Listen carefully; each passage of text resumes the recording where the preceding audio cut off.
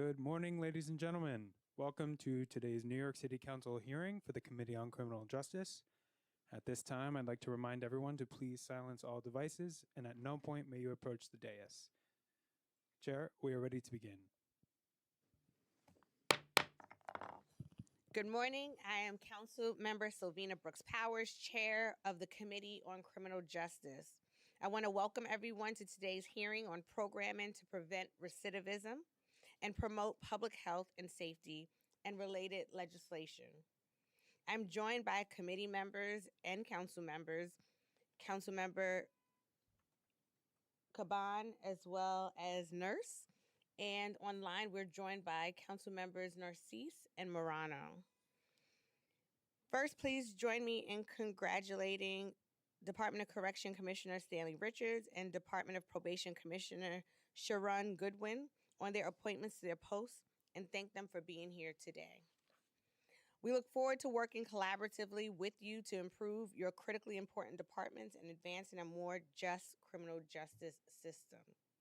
The justice system includes what happens while individuals are in custody and preparing them to return to our communities better able to thrive and avoid re-entering the system.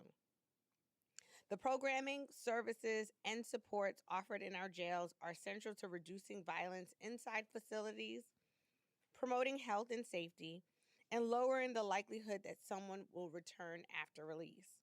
New York City has legal and moral obligations to provide meaningful programming to people in custody, including educational, vocational training, therapeutic services, and reentry planning, including a clear requirement to offer 5 hours of daily out-of-cell programming.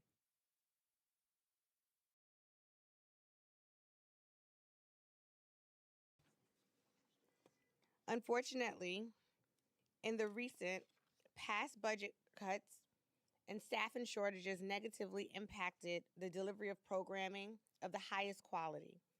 We want to hear from the Department of Corrections, Department of Probations, and the Mayor's Office of Criminal Justice and representatives of the Correctional Health and Health Services what shortcomings they have identified in the delivery of these services and how they will enhance and improve them under the new administration.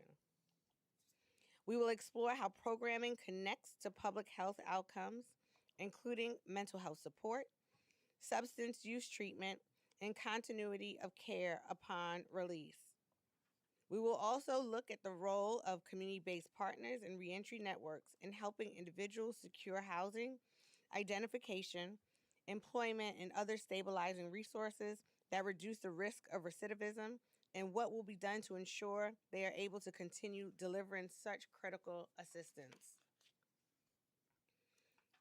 We are also considering a bill to enhance reentry, introduction number 246, sponsored by Councilmember Hudson, would require the Department of Correction to return all unused commissary funds to incarcerated individuals in cash prior to their release and to clearly inform them orally and in writing and in a language they understand of the remaining balance in their accounts.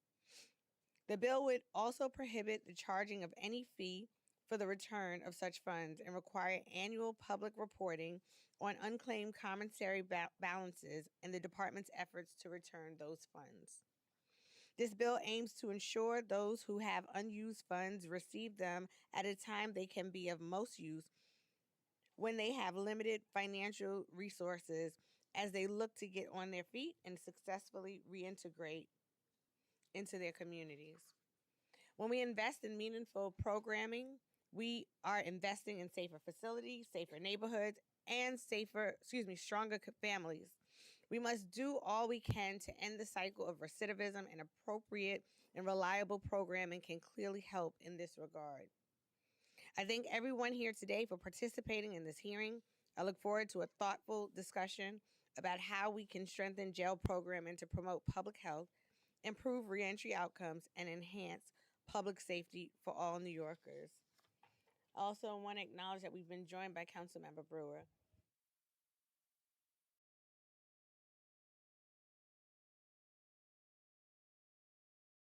I'll now pass it to the committee council to be able to swear in the agencies. Thank you.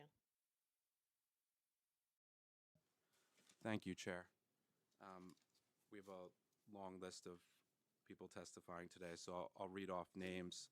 From the Department of Correction, we have Commissioner Stanley Richards, Nell Colon, Chelsea Chard, James Conroy, and James Boyd. From the Department of Probation, we have Commissioner Goodwin, Wayne McKenzie, Deandriana, I apologize, Paterkin, Paul Richards, Tiffany Bell, Joshua Young, Antonio Polino, and Patricia Williams. From the Mayor's Office of Criminal Justice, we have Nora Daniel, Deanna Logan, and Molly Slothenauer. And from the Correctional Health Services, we have Jeanette Morel. If you could all please raise your right hands. If you could, do you affirm to tell the truth, the whole truth, and nothing but the truth before this committee and respond honestly to council member questions? Yes, I do. Noting for the record that all the witnesses answered affirmatively, you may begin your testimony. Good morning. Thank you for having us here. Chair Brooks, Powers, members of council, it's my pleasure to be here today. I'm Deanna Logan, Director of the Mayor's Office of Criminal Justice, affectionately known as MOCJ. I'm joined here by Chief of Staff Nora Daniel, Executive Director of Research Innovation Molly Slothenauer. We are exceptionally pleased to be with our colleagues from the Department of Probation, Commissioner Sharon Goodwin and her team, and the Commissioner of Department of Corrections, Stanley Richards. We are excited to welcome them and look forward to working together as we bring new perspectives and they bring new perspectives to addressing the system challenges that we all know we have. Thank you for the opportunity to discuss our collective and interconnected work to address recidivism. Let me begin with just the simple truth. Public health is public safety. Long-term, sustainable public safety requires investing in people by providing them with individualized treatments and supports that they need to thrive. MOCJ's mission is clear: ensure fairness in the criminal legal system and shrink its footprint. And how do we do that? By shifting to a restorative approach for justice-involved individuals, reducing incarceration and recidivism, and coordinating swift and fair processes for the entire justice-involved population. Our research helps to direct criminal legal system programming by providing accurate picture of the overall system. It's important for me in this morning to just orient us with some of the data that's concerning our current legal system and recidivism rates. Since 2022, the jail population rose 24% to a whopping 6,836 people in custody. And we have to be honest that this census is a concern. And we will need to be mindful and carefully monitor with the seasonality of spring and summer warming months coming of how we address that population increase. Also, given that we know that our borough-based jails capacity accommodates only approximately 4,000 people, just a little bit above that, there is considerable work ahead. These sobering numbers are important to note given that the jail population is interlinked with issues of recidivism. Since 2022, the one-year felony recidivism rate of all people in New York City court systems remains at about 13% citywide. The one-year felony recidivism rate of people who completed their time in Rikers and returned to the community each year outpaced that general court-involved population, going from 30% to 32% during the same time. The length of stay for complex cases, as well as case processing delays, have also contributed to an overall increase in the jail population. Addressing recidivism is beyond the ability for any one single agency. We all in this room have a role to play. and MOCJ currently supports a provider ecosystem of programming that does include supervised release, alternatives to incarceration, reentry services, and transitional housing. We invest in alternatives to jail, which, thanks to our amazing nonprofit partners, offers pathways towards stabilization. The data is clear. Most participants do well in existing programming, but significant gaps still remain in the system. While programs and services exist, the current demand for those resources is higher than the program can serve. For instance, while we have approximately 800 beds available for our transitional housing, we know that the need of people leaving Rikers is far greater. Continued system improvements require stronger support for the program staff's well-being, better access to appropriately matched services, and environments that foster human connection and clinical excellence. A deeper recognition overall in the criminal legal system of the barriers that people are facing, and also acknowledgement of the strength that all of the people that we serve have and possess. So, what are we talking about? We are looking at and making sure that we know and note that while capacity is an issue, there is also a need for programming and housing that serve complex needs of justice-involved population. Given that it really is a small number of people with the highest needs that represent a disproportionate number of cases in the criminal legal system, we want to ensure that there are robust services and supports specifically for this high needs population. These are the people that are at greatest likelihood of falling through the cracks time and time again. And this group currently makes up approximately 40% of the city's jail population. We're able to see in the data that people who need the most help are cycling through a very strained system. It's important that we focus on programs and models that prioritize care and support for complex needs. Employing this lens, we have piloted some unique models and programs that show promise, prioritizing the care and promoting stability for individuals. Together with our contracted partner CJA and CASES and the support of this body, we introduced interventions such as the intensive case management, known as ICM. And this program focuses on intense engagement. Case managers do more than make referrals. They actually walk with the participants. They help them with the services, going to treatments, getting their housing, and making sure that they comply with the court orders. They stay engaged even when participants' progress is uneven, and that is essential.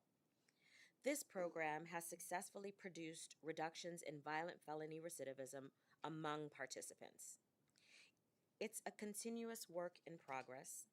Our researchers are studying what's working and what isn't. So ICM can continue to evolve into one that's even stronger solution that can be for the entire city. We also developed Atlas, which now sits under the Department of Youth and Community Development. And Atlas uses data to connect high-risk individuals with tailored services and ongoing support. MOCJ continues to provide quality assurance and technical support to the program. What's really key to focus on is Atlas is voluntary, and the results so far are promising. Even without a court mandate, a majority of participants complete the therapeutic services. This tells us that when people have a safe place to live, access to treatment without barriers, and a path to work, we see that they are far less likely to return to the system. We are committed to making this reality for more and more New Yorkers by embedding public health across the criminal legal system. At MOCJ, we are coordinating across agencies to invest in people with the highest needs so everyone in New York benefits. I'm not going to be untruthful. This process is going to take time. But we here are all aligned on these objectives and are absolutely committed to accomplishing them together. Addressing recidivism will require sustained and focused coordination and care across agencies. And for that, I will now hand off to my colleagues at the Department of Probation and Correctional Health to provide more detail. Good morning, Chair Brooks Powers. Good morning, Chair Brooks Powers and members of the committee. I am Sharon Goodwin, Commissioner of New York City Department of Probation. We are pleased to be with our colleagues Deanna Logan, Director of the Mayor's Office of Criminal Justice, and Commissioner Stanley Richards of the Department of Corrections. I'm joined today by General Counsel Wayne McKenzie, Deputy Commissioner Joshua Young, Deputy Commissioner Patricia Williams, Associate Commissioner Antonio Polano, Senior Director Deldrina Peterkin, Director Tiffany Bell, and Director Paul Richards. Thank you for the opportunity to discuss our programming and the direction we are taking under this administration. The Department of Probation fulfills a dual role, operating at the intersection of law enforcement and social services, ensuring accountability while providing meaningful interventions and support. At its core, probation is built on a clear belief: people can change. We believe in community safety and that accountability matters. We also believe that when individuals are given structure, supervision, and the right interventions at the right time, they can stabilize their lives and avoid deeper system involvement. Our responsibility is not limited to monitoring compliance. It is to reduce recidivism by changing behavior while establishing stakeholder engagement and strengthening our programming. Most people placed on probation face significant barriers, which can include unemployment, housing instability, behavioral health needs, substance use, and trauma. We are currently assessing how we can collaborate further with our sister agencies, our partners, and the unions. Supervision alone does not resolve those challenges. If we want safer communities, we must address the underlying risk factors that drive repeat involvement in the justice system. That is why programming is not an add-on. It is central to our organizational strategy. While I am new to the commissioner's role, I am not new to probation. For over 38 years, I have dedicated my career to this field. I understand both the operational challenges and the extraordinary potential of this agency. Since my return, I have focused on listening and assessing. We are conducting a comprehensive analysis of our programming, staffing, and operation to determine where we are aligned with evidence-based practices, where there are programming gaps, where creative solutions and collaborations are needed, and whether our programs are improving measurable outcomes. I am committed to grounding our organizational decisions in data and research. That means strengthening our use of cognitive behavior interventions, structure skill building, and targeted workforce development programming. We are currently delivering programming through a combination of in-house initiatives and contracted community-based providers across the 5 boroughs. These include educational programs, vocational and workforce development opportunities, mentoring through Credible Messenger, and referrals to behavioral health services. We are expanding our existing programs. For example, we are evaluating the development of a Neon Academy model within our existing Neon sites to expand access to skilled trades, certifications, and structured workforce pathways tied to real skills and real jobs. In addition, we are working to reestablish Neon stakeholder groups to ensure community members and local partners have a voice and a seat at the table to inform programming priorities. Public safety outcomes improve when the communities are engaged partners. Our community stakeholder groups build connections and, most importantly, trust. Furthermore, we are evaluating ways to expand our behavioral health programming to ensure that our clients and their families receive the supportive services they need to achieve sustainable outcomes. These are just a few of the many ideas we will be working on to bring to our city. A client's time with probation is a critical opportunity for redirection through balancing accountability with access to services that support positive change. Through continued assessment, collaboration, and investment in evidence-based programming, the Department of Probation is working to ensure that individuals under supervision are provided with meaningful opportunities to succeed and that the communities we serve are safer and stronger. Thank you again for the opportunity to testify today. I welcome your questions, your insight, and your continued partnership. Thank you, Commissioner Goodwin. Good morning, Chair Brooks, Powers, and members of the Committee on Criminal Justice. I'm Stanley Richards, Commissioner of the New York City Department of Correction, and I am joined here today by Nell Colon, our Deputy Commissioner for the Division of Programs and Community Partnerships. I am deeply honored to be here today and grateful to Mayor Mamdani for the opportunity to serve in this role. My journey, including my own experience of incarceration, has shaped my life's work. And I am here before you committed to ensuring that this department reflects hope, transformation, transparency, and accountability. Let me begin with humility.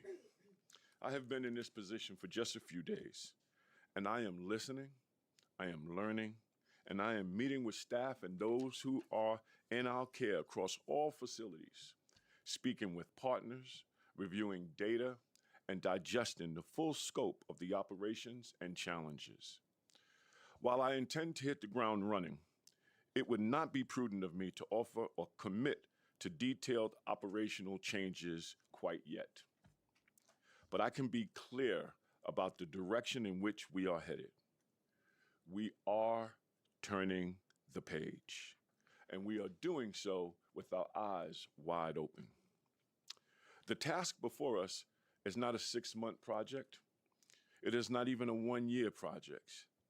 Transforming the jail system with the size and complexity of New York City's is not like steering a speedboat. It's like turning a cruise ship. It requires steady leadership, discipline, coordination, collaboration, and the patience to move deliberately and sustainably. Once we turn, we must continue forward with consistency and purpose.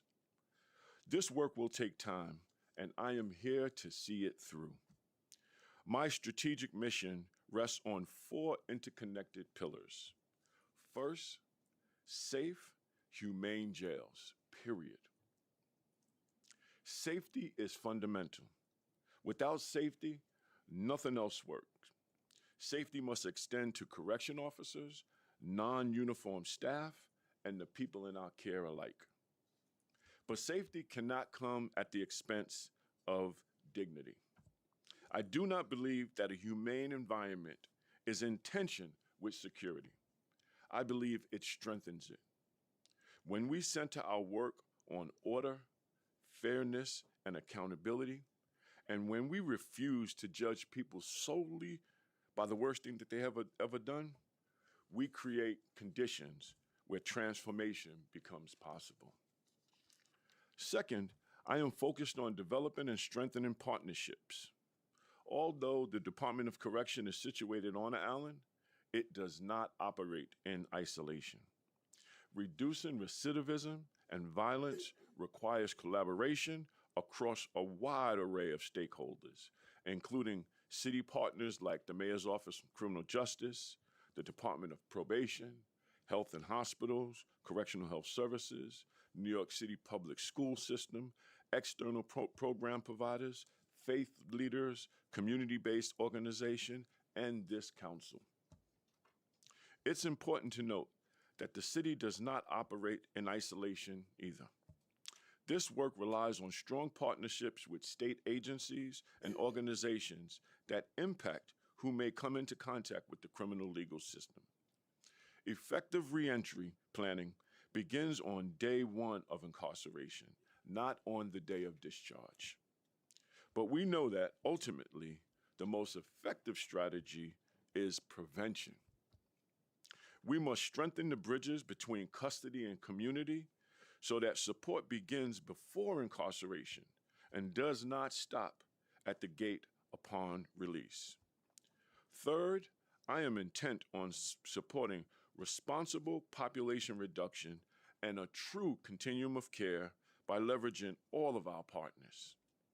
Population reduction is not simply a numerical goal. It is part of creating conditions where programming, counseling, education, substance use services, and reentry planning can function as intended. A true care, a continuum of care, means individuals have access to structured programming while in custody and clear pathways to housing, employment, treatment, and community support upon release. We must measure success not by lives locked up, but by lives transformed. Last, but certainly not least, a critical part of my vision for this agency is to prepare the department for borough-based jails. The transition away from Rikers Island presents a historic shift in this city. Borough-based facilities demand a different model. Closer coordination with communities, enhanced focus on services, and new facilities designed with rehabilitation in mind. We must ensure that our workforce, our partnerships, and our infrastructure are aligned with that future. We cannot, however, forget that we are still years away from completing this move, and resources will be needed for those who still are detained and work on Rikers Island. There are many hardworking and dedicated public service servants at this agency that are already engaged in this vision, and I am excited to learn more and to lean in and support and strengthen our contributions to this monumental citywide project. Finally, I would like to touch on the topic of this hearing because it is important and a personal one to me. Programming matters. Evidence-based intervention and counseling, educational services, vocational training, substance use program, faith-based engagement, structured discharge planning all play a role in reducing system involvement. Reentry coordination, discharge planning, and partnerships with community providers are essential components of preparing individuals for a successful return home. At DOC, we have a team within this agency that is highly qualified, that is passionate, that is dedicated to this work, the work of transformation, and I am excited to support them.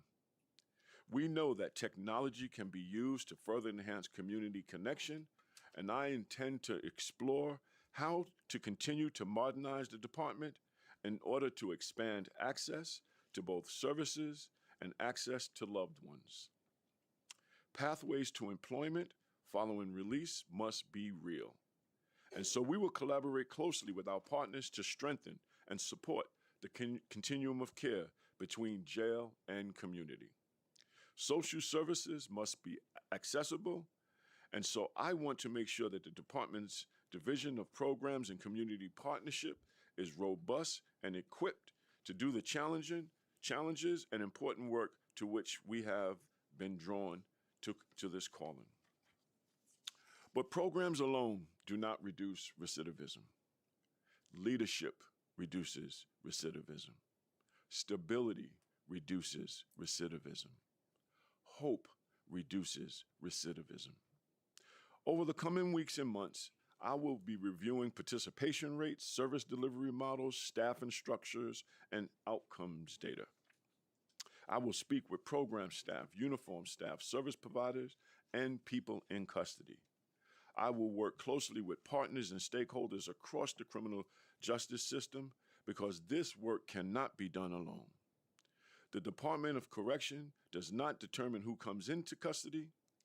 Meaningful progress on recidivism requires that all stakeholders come to the table to provide people with the tools for a better future with less adverse contact with the justice system.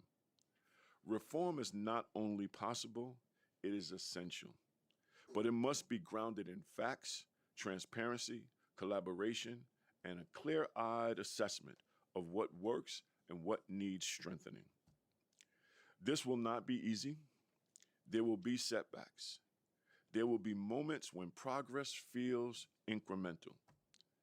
But transformation in large systems is built through consistent, disciplined effort. Remember, cruise ships, not speedboats. To the uniform and non-uniform staff of this department, I say to you, your safety and professionalism are central to this mission. We cannot build safe jails without you.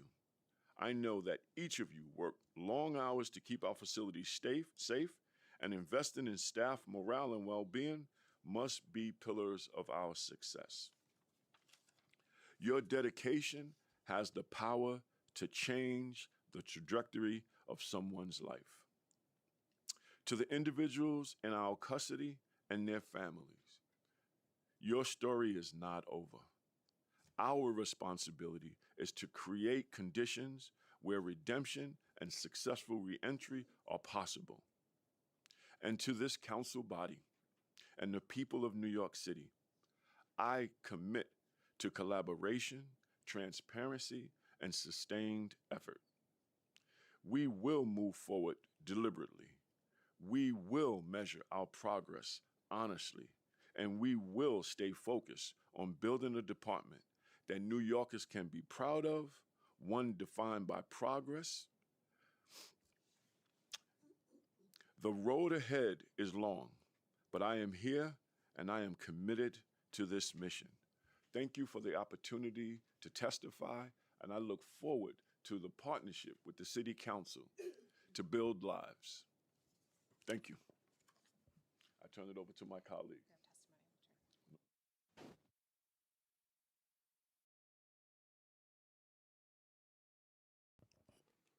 Thank you all for your testimony today. We'll go right ahead and hop into questions.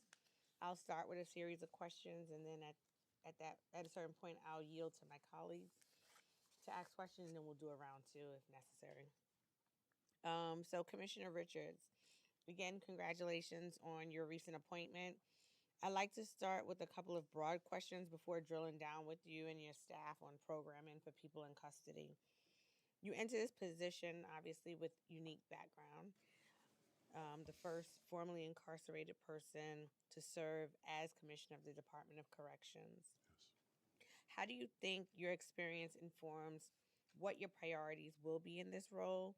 And in what ways do you think your leadership will be different from the commissioners that have served before you? Thank you for that question, Councilwoman. I think it's more than my collective experience. It is my 35 years of doing this work, where I've done this work by holding true to a couple of foundational points. One is that people are not the worst thing that they've ever done. And so I walk into this role seeing both uniform staff, non-uniform staff, and incarcerated people as people to be valued, people to be lifted up, people to be held accountable, and people to be supported. And so I'm coming into this work with that pillar as what I'm bringing to the department. The second piece is that I think for decades in big departments, through bureaucracies, it's been hard to get to yes. My approach is, how do we get to yes? Because when we get to yes, we can begin to transform and change the way that the department has been operating. We're located on Rikers. Officers feel isolated. Incarcerated people feel isolated. The majority of our department are black and brown people. The majority of the people incarcerated are black and brown people.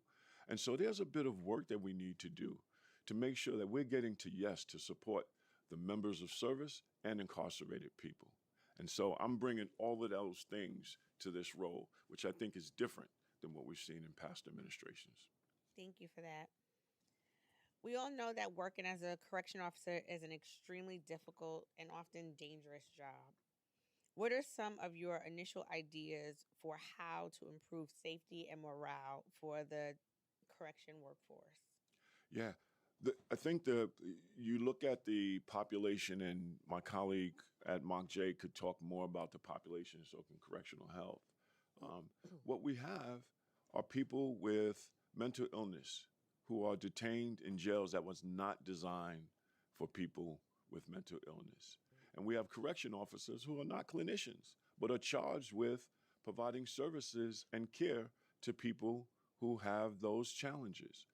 So I think the first thing we want to do is make sure we go back to correctional practices 101, fixing the infrastructure challenges we have with jail doors, making sure officers are trained and equipped to deal with the population we have, and making sure that people who don't need to be in our system are safely removed from our system so that we can begin to reduce that footprint. And I think as we do those things and bringing in programs and making sure people are engaged, we can begin to have safe jails, and that will prepare us for the borough-based jail system. Thank you for that. In a matter of months, there will be a remediation manager in place who's been granted the authority to make a wide variety of decisions related to jail management.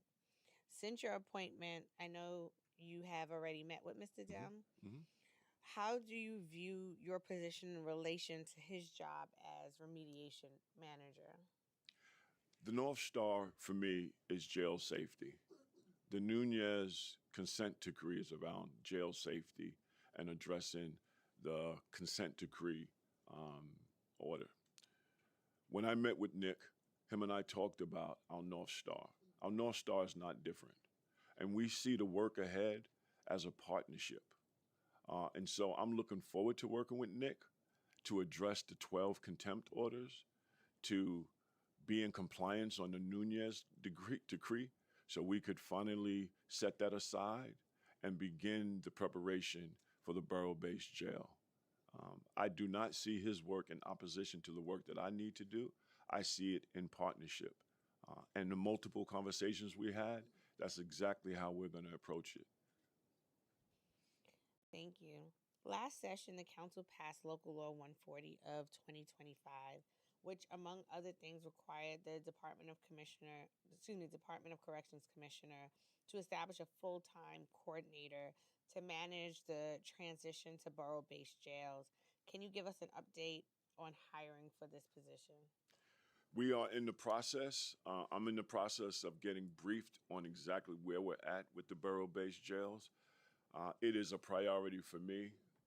I was one of the original architects of the design of the jails and advocates for the borough-based jails. So I have not yet been fully briefed on the scope of the work, the status of the project, and the staffing on it. I saw a movement. Are you adding to it? Not yet. Okay. Commissioner, you've spoken about your intention to better utilize the 6A early release program. Can you explain the way the program operates and how you might expand its use? No can go into details of how it operates. My goal is to use every tool at my disposal in partnership with Mark J, Probation, Correctional Health Services, to make sure that we're doing everything we can to reduce population. We're going to be working in partnership with health and hospitals on the Just Home Project, which would allow us to permanently house people with chronic medical conditions who tend to cycle through some of the most intensive systems we have, hospitals, shelters, and jails. We're going to be working with Mark J and Probation, our community providers, to offer alternatives to incarceration, supervised release, and other diversion programs to ensure those who could be safely diverted are diverted in partnership with the district attorneys, and 6A is a tool that I have, and Nell can talk specifically about how we're using it. But I plan to use every tool at my disposal to safely reduce population. Hi, and I'll just add, so the last time I think I was presenting was around the time of the executive budget hearing. And during that time, we talked about needing to have a dedicated team to be able to vet and look at who is currently city sentenced in our custody and how we can better utilize 6A. Since that time, we have opened up 2 lines. We have onboarded one of those 6A coordinators. The other person is pending. So they are in the pipeline, as we often say at DOC, but they currently haven't started yet. We have vetted every city sentenced person in custody, and I think where the work is now is aligning with Commissioner Richards on the future pathway of how we utilize 6A. Thank you both for that. The Board of Correction made recommendations in July 2025 to update the eligibility requirements for the 6A program. These relatively minor changes proposed by the Board of Board of Correction mostly sought to ensure that the department was not excluding people for 6A consideration for acts that occurred far in the past. Do you agree with those recommendations, and are you planning to implement them? I need to look at those recommendations, but I can tell you generally, as I said earlier, my approach to management is how do we get to yes? And yes is how do we get to a place where we could safely reduce the population using all the tools we have, including 6A. So if there are barriers to allowing people to safely participate in 6A, we want to take a look at that. We are not in opposition of that, but I just haven't been briefed specifically on the Board of Corrections rule. Understood. Thank you. Turning to programming. Earlier this month, you announced that nonprofit-led programming would be returning to Rikers Island after budget cuts led to insourcing 2 years ago. In your press release, 3 groups were identified as having been awarded contracts. Have these program providers begun their work on the island? If not, when will they start? Yes, it's quite exciting. So these contracts were registered in December. The providers are onboarding staff. They are on Rikers. And in fact, just to give like an update as an example, the substance misuse provider is the Fortune Society. And we opened up our first sober living community literally within the last week. So this is something that we've been talking about and hoping for. And it's something that's happening and it's real. And so these providers are here. We are working to get them more robustly here. We anticipate that we're going to see more services happening literally in the coming weeks and month as they onboard. And just to give an overview of who is awarded, we have for the trauma-informed care programming contract, we're working with the Osborne Association. With the transportation and transition planning contract, we are working with both FedCap and the Fortune Society. FedCap is going to be the organization working specifically on transportation with us. For substance misuse services, we're working with the Fortune Society. And then for supplemental education, we are working with PD Green. Thank you for that. Will the department consider bringing back the other program providers who had contracts prior to the $17 million budget cut in fiscal 24? We want to make sure, as all of our testimony, we understand the important role programs play. And not only in helping people rebuild their lives and transition from jail into the community, but programming in jails also provide opportunities for safety. People are engaged. People see hope, have hope that their life could be different. It reduces violence in our jails. So we want to partner.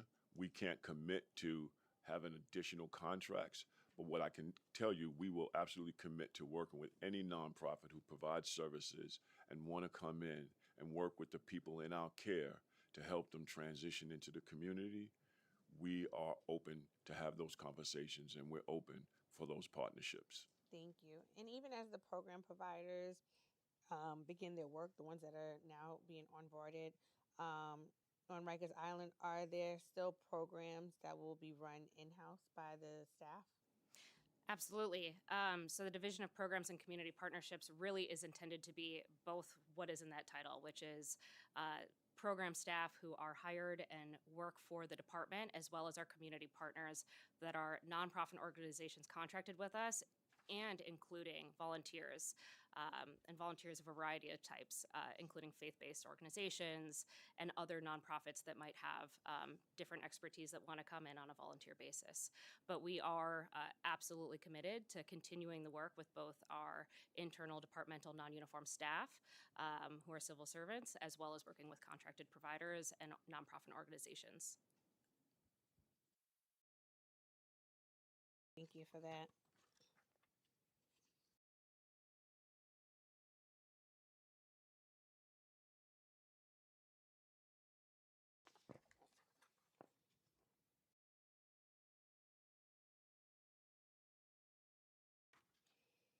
I'm going to pivot over to the Department of Probation, and then I'll come back to round two. So I'll give Department of Corrections a little break.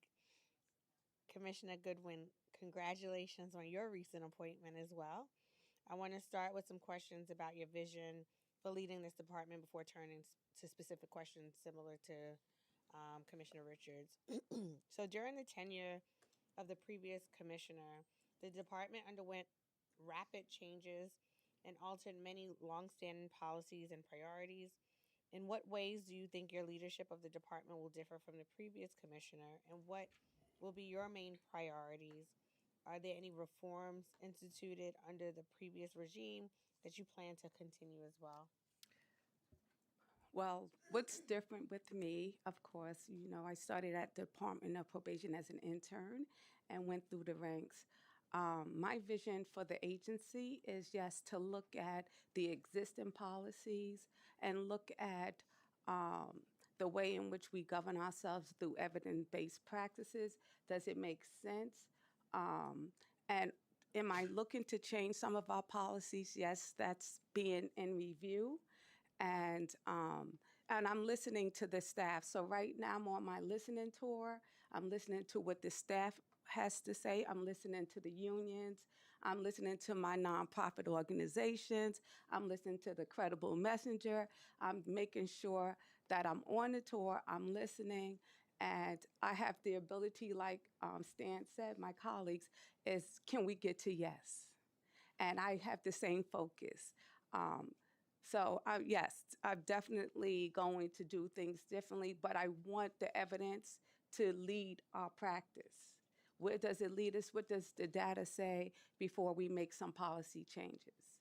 But like I said, I spoke to you, thank you, Brooks Powers, about my view on certain things, and I told you that, yes, I'm looking to change some policies. Thank you, Commissioner. Um, and what is your philosophy when it comes to the issuance of violations for adults and juveniles? How will you instruct staff on when it's appropriate to issue violations, especially technical violations for noncompliance with rules such as curfew, school attendance, and program participation? Okay. Violations of probation is only to be filed if the person is a threat to themselves or to the community. We do have a past policy that mostly our violations of probation involves violence and arrests in terms of felonies or misdemeanors where a person is a victim. We do automatic violations on that. Any other violations is at the discrepancy of the officer. In terms of violations of probation, my view in terms of technical is that we at probation must do everything we can in our power to help the person and making sure we provided all the best services, opportunities, and care for that person. If we did not do that, we have different levels of how we approve violations of probation. And if we are not doing what we were supposed to do and what the person needs and we haven't addressed it, then no, we do not do technical violations.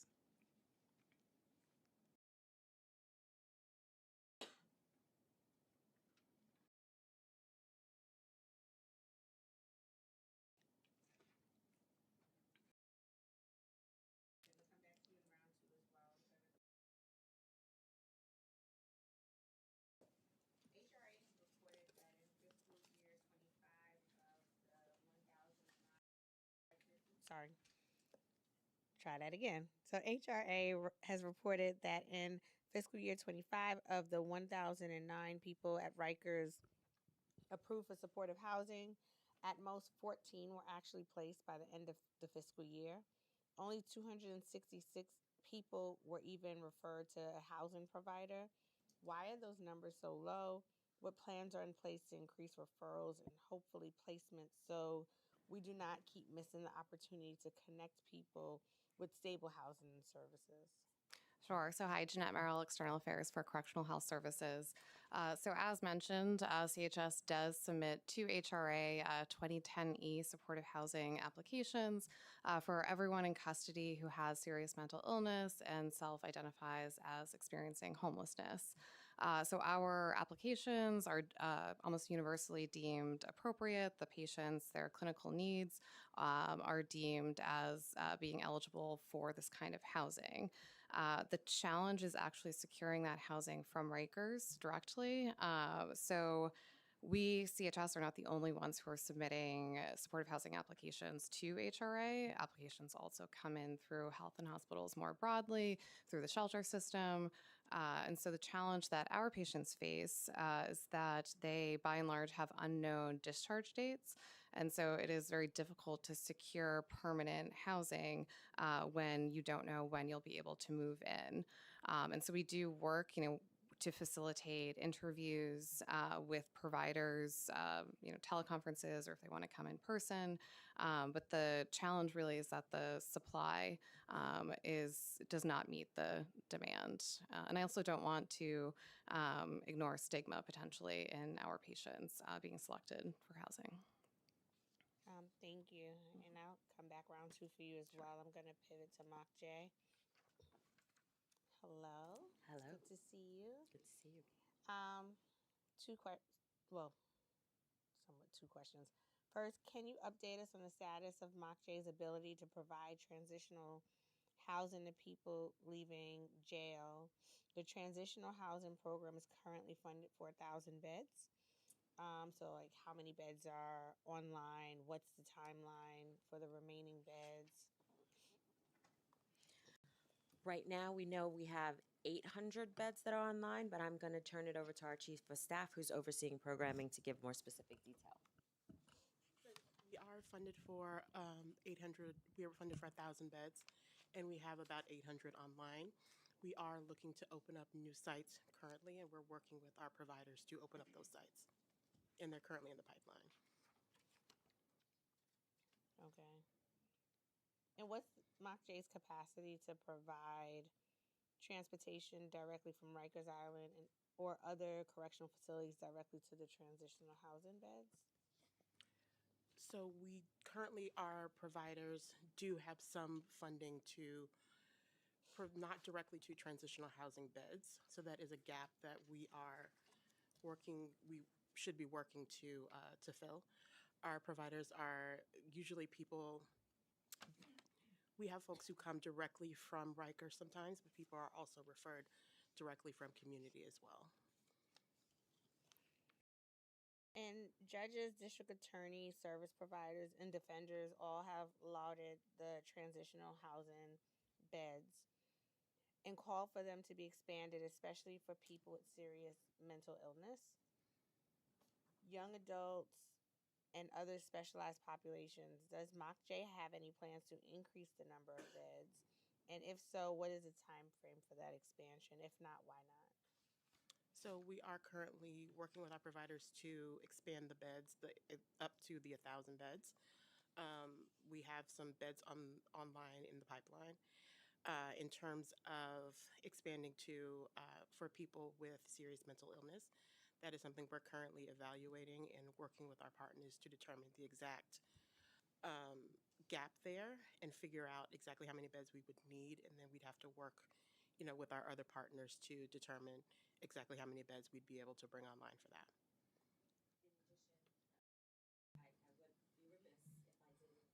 Out that we do have challenges with siting. And so we are open to our partners. We've had conversations with different members about making sure that we can find locations where our nonprofits are going to be welcome, where they can be the assets to community that they are. As you know, Fortune is one of our partners. They are an asset to community.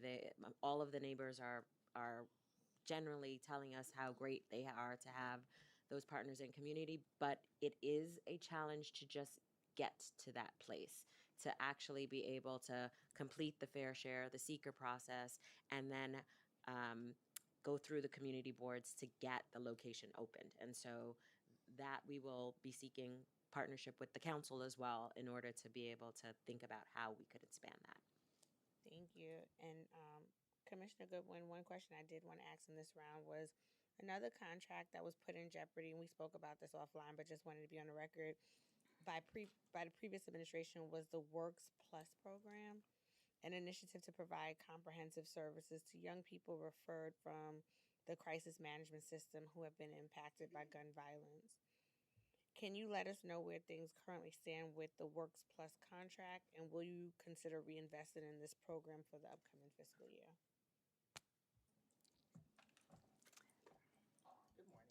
Thank you for that question. I'll turn it over to Deldrina Peterkin. Good morning. Thank you for that question. And so the Works Plus program contract ended in 2025, fiscal year 25. And so DOP facilitated facilitating an orderly and proper closeout for Works Plus. So we extended it for 1 year. So DOP will continue to work with the providers to ensure that through this extension and through the closeout, and we're also committed to make sure that every client in the program has a transitional plan going into, so they can continue with the services, leaving out that Works Plus program. Okay, so there's no real commitment to continue it at this time. Not at this time. I'm still assessing and going through what programs we think will work, not just for our clients, but for the community. Thank you for that. I'm gonna pause on my questions and go to council member questions. We'll first hear from Councilmember Nurse, followed by Councilmember Caban. Thank you, Chair. Congratulations on your appointment, and congratulations to you and to everybody on all your leadership roles. I just have a few questions. One, I'm not sure if anyone here is able to speak to the law we passed last year, which requires the mayor to set up the very wonky name office for coordination of the transition to borough-based jails. I believe most of the agencies represented here will have a role to play in the interagency working groups. I don't know if anyone's been, I just don't know the progress on that office being stood up. I know it's not your all's direct work, but curious if you've been engaged on that effort. I haven't been briefed on that particular effort. James. Hi, council member. Hi. This work is underway. I think, we have to coordinate, obviously, with the incoming or the new administration, but the transition planning is underway here at DOC. And that's something we're laser focused on with Commissioner Richards of not preparation, because the jails, all the contracts are registered. If anyone looks at Brooklyn, it's several stories high. It is now time to start thinking about transition planning and what those resources look like. We do have an executive director of BBJ in the pipeline that we hope will start soon, because they're going to lead that endeavor. But over the last couple of years, we have built a robust team focused on the construction and timelines of BBJ.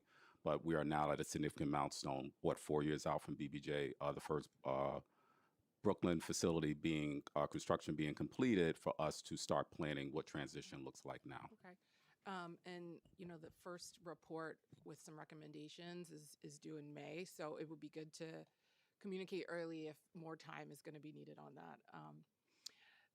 And then for probation, I'm glad to hear your position on technical violations. We talked a lot about that last year. We saw a rise in the use of those through probation, and when we asked about it, we were told there isn't a written manual, but there's a whole written manual on violations.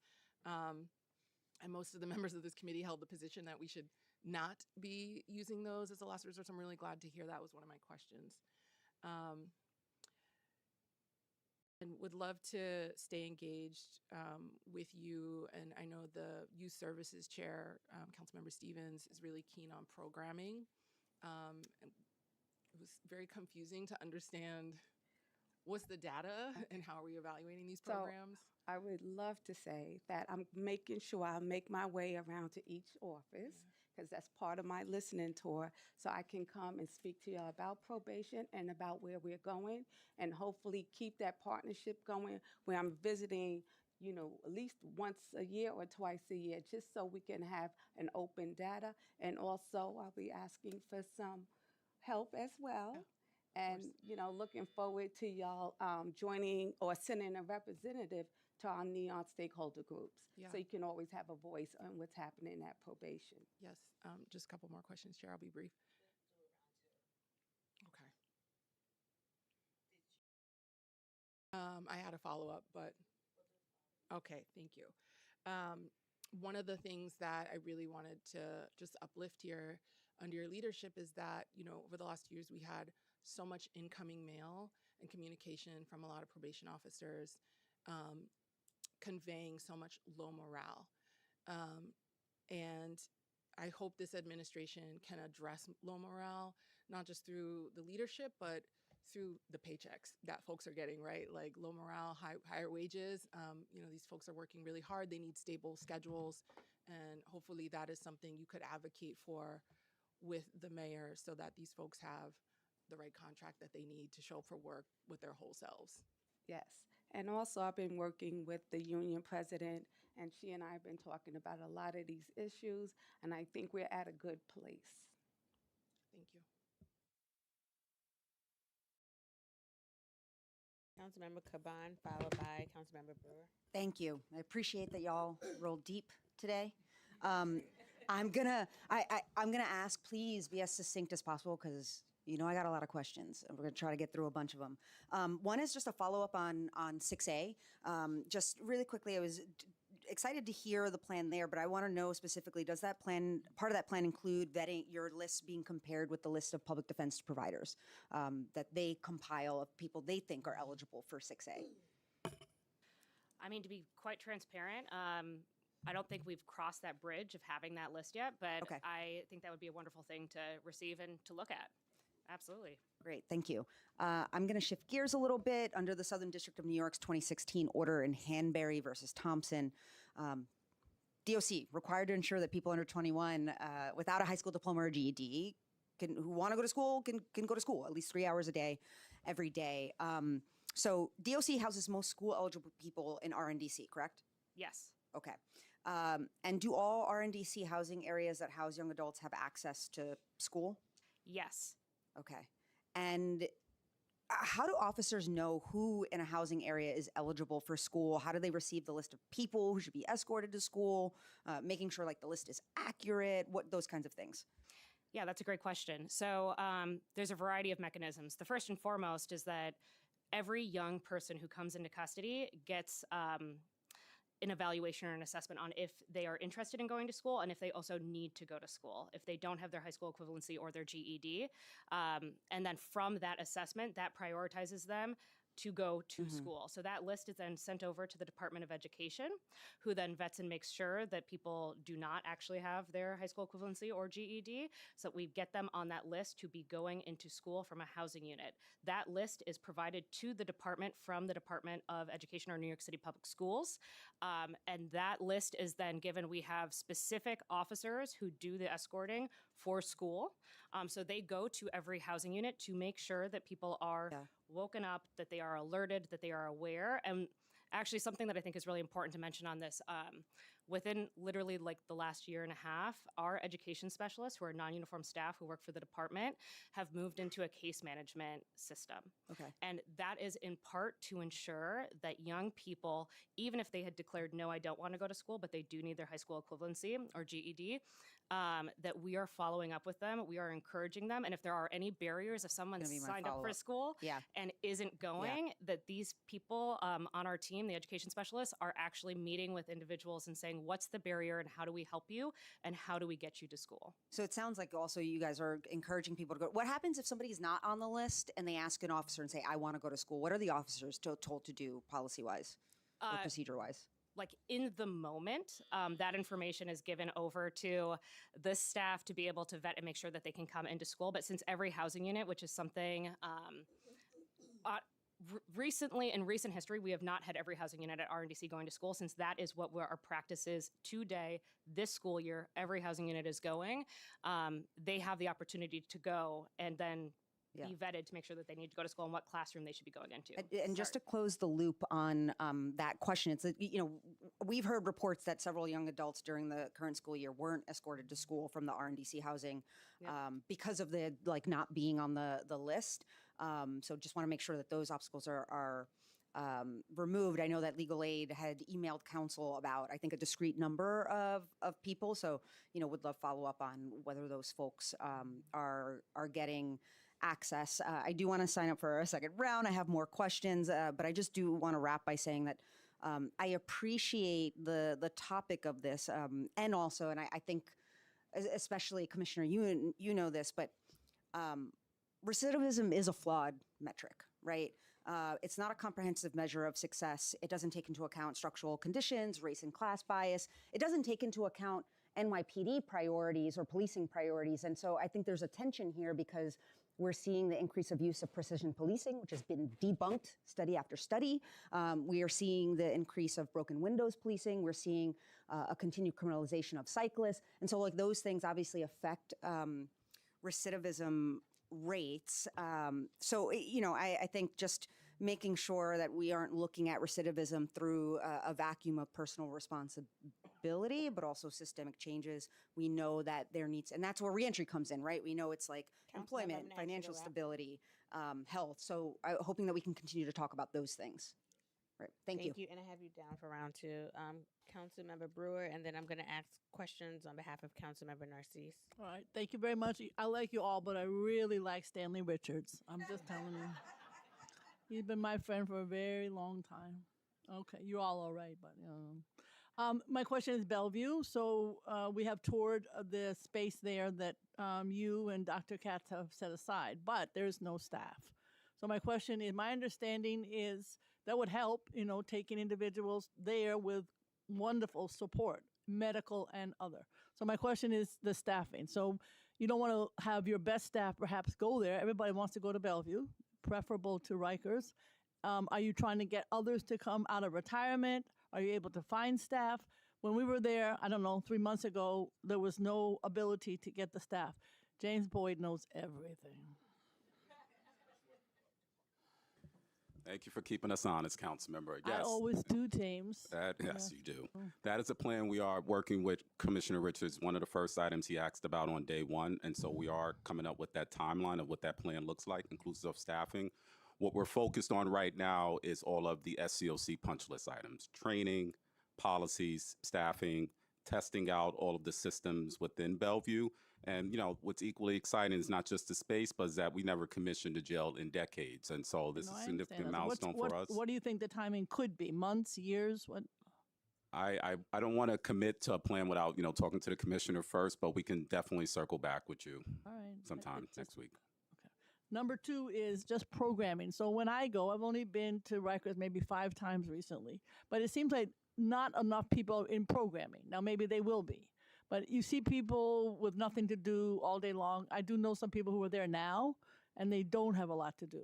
So my question is, I understand that you're maybe in the recent past getting more people, but how long does it take to get culinary, that thing where you drive around at the guys like, whatever the hell that room is? Yeah. All that. How do you do it quickly so that they're not hanging out?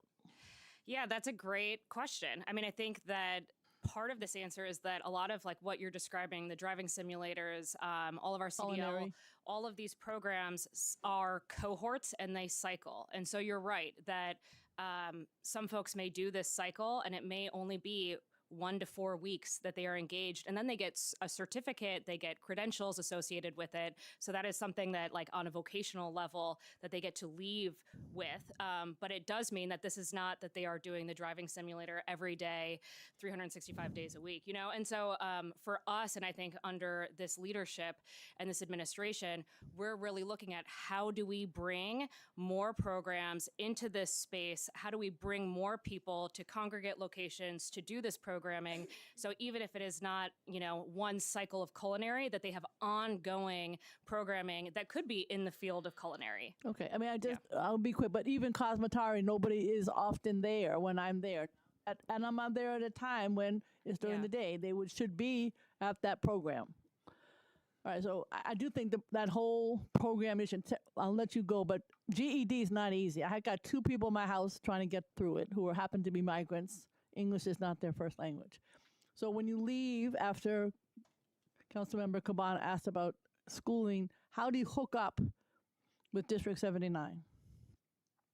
So you're at Rikers. Yep. Then you go out and you want to continue your GED. Is there a real clear way to hook up with District 79, which handles the GEDs? Yes, and I think the beauty of having District 79 in our jails is that understand. for people who are enrolled in school, Okay.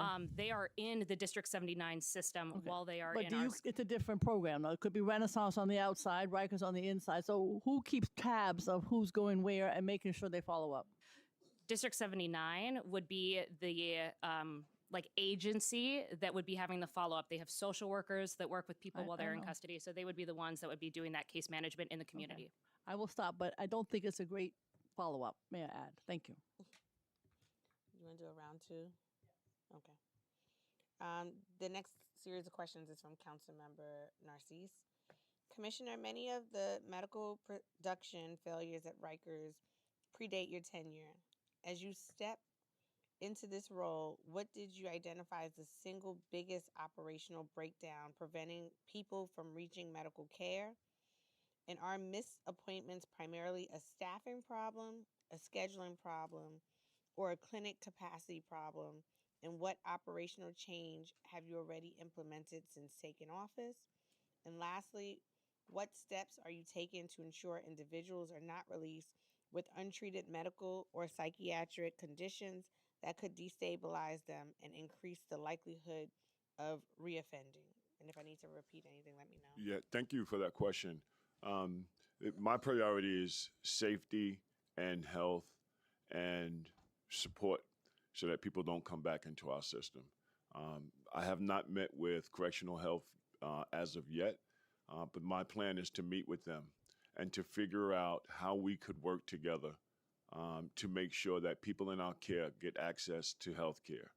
I think the starting point for all of us is that we need to sort of stop trying to identify the blame and start looking toward how do we make sure that we work in partnership to make sure people are produced, make sure people get the health care that they need. And so I plan on meeting with correctional health leadership to identify how we can work together to ensure people get access to health care.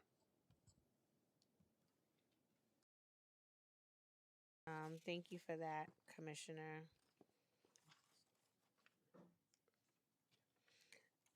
During previous criminal justice committee hearings, the department has acknowledged struggling to meet the legal mandate to provide 5 hours of daily out-of-cell programming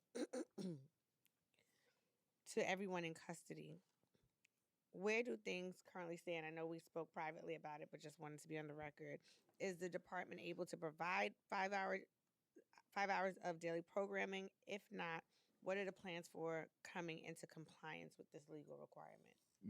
DC Nell Cologne can talk specifically, but let me just say, for me, a priority is bringing in programs, making sure people are engaged.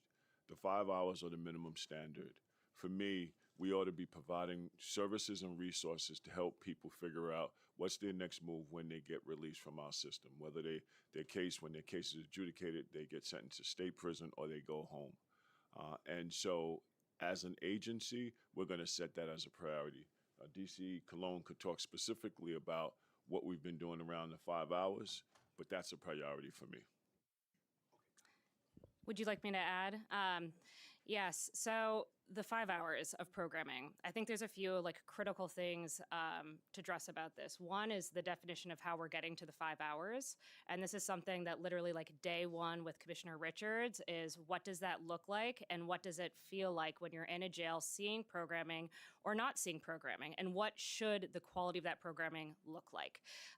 So right now we are assessing how we're defining it because historically and post-COVID, the definition has been all-inclusive of all types of programs and services that are afforded to people. But as we know, not everybody might sign up for law library, as an example, which is 2 hours a day, 5 days a week.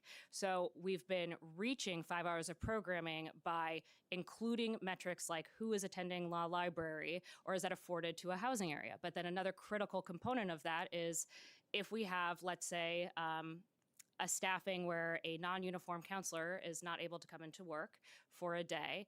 Now that house is impacted by if they're receiving their counseling services, whether that's 1 to 3 hours in that day on that unit.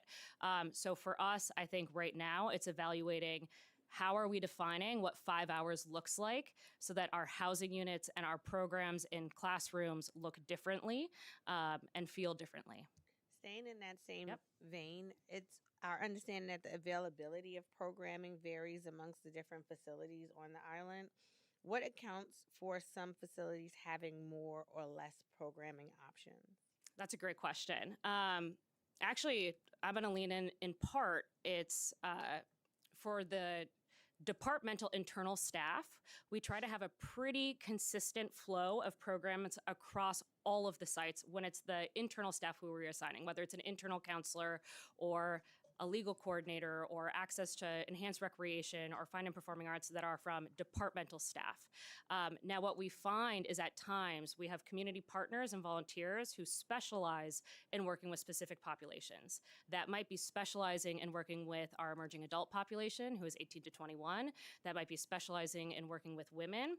And so what we find is then resources end up getting targeted towards those specific populations, and it starts to look like there is less for everyone else because we have these volunteers or contractor providers who are really their specialty is in working with these subsets of populations on Rikers Island, which is a critical mission of ours to say, how can we then support these other sites, specifically the adult male population, to make sure that they are getting equal access to programs and services. And so if a person in custody is transferred to a different facility, outside of obviously the ones that are in-house, do they then lose the access to that program? Is there a level of continuity when they're moved, or is it just cut off? It really depends on the circumstance. I'm going to use an example. When we have people enrolled in post-secondary offerings, so college courses, our intent and goal is that they do not get removed from the location that has that offering for that specific cohort. We want them to complete that class, that cycle. If that is within our control, that we can say they are not going to move to a different facility, we will do our best to make sure that they get to complete that program that they are currently enrolled in. But on a day-to-day basis, there are movements that do happen with people in custody, and that does mean that people will have opportunities at a jail, a specific jail, if a cohort, again, is happening at that jail that is not located in another jail, and in some circumstances, it is just cut off. Another legal mandate related to programming comes from Local Law 42 of 2024. Legislation the council enacted over a mayoral veto to ban solitary confinement in city jails. Implementation of this law has largely been held up in court. However, one unstated provision requires that all people in custody under the age of 22, regardless of security status or location, receive access to trauma-informed, age-appropriate programming on services on a consistent and regular basis. Is the department currently in compliance with this legal requirement? And if not, can you provide a specific timeline for when you expect to be in compliance? Yes. So the short answer to this is, from our perspective, yes, we are in compliance, and I want to dive into what that means in a little, if I can. So first and foremost, to offer age responsive programming and also like just competent programming in general for people who are 18 to 21, there's a few different ways we can do that. One of that is, what evidence-based curriculum are we actually using for young people, and is it responsive both in reading level and in scenarios, like the driven aspect of what people are actually engaging in? Can they connect and relate to it? And we have done the work to make sure that our curriculum specific to the emerging adult population who's 18 to 21 has that competency behind it. And that all of those tools are evidence-based. When it comes to trauma-informed care, I think there's like a additional layer to that, right? So trauma-informed is the lens that we're applying as we're working with somebody and really seeing them as a whole person with whole experiences, life experiences, both inside of our facilities and prior to being in any of our facilities. And with those life experiences may come different reactions or triggers of how they engage with their environment. And so our programs and our services should be extremely mindful of those triggers, those reactions, and then how we work and support that whole person in maybe developing a different reaction, or maybe supporting them through how they're engaging with their environment. We do that through training of our staff. So we have 2 different training series. One of them is specifically working with emerging adults in correctional custody, which does talk about the stages of development and then the impact on the stages of development when trauma happens, and then also how we respond to that. Another one of our training series is on trauma-informed care. And that is a scenario-driven training series that is specific to looking at real incidents that have happened on Rikers Island and how we responded to them, and how, if we used a trauma-informed care lens, our response might differ. And it's really engaging the members of service, both uniform and non-uniform staff, and what that response might look like.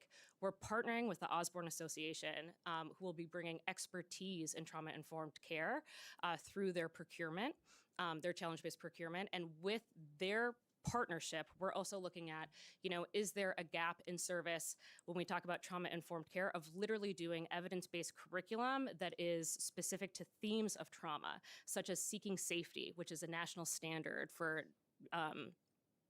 curriculum on focusing on the themes of trauma.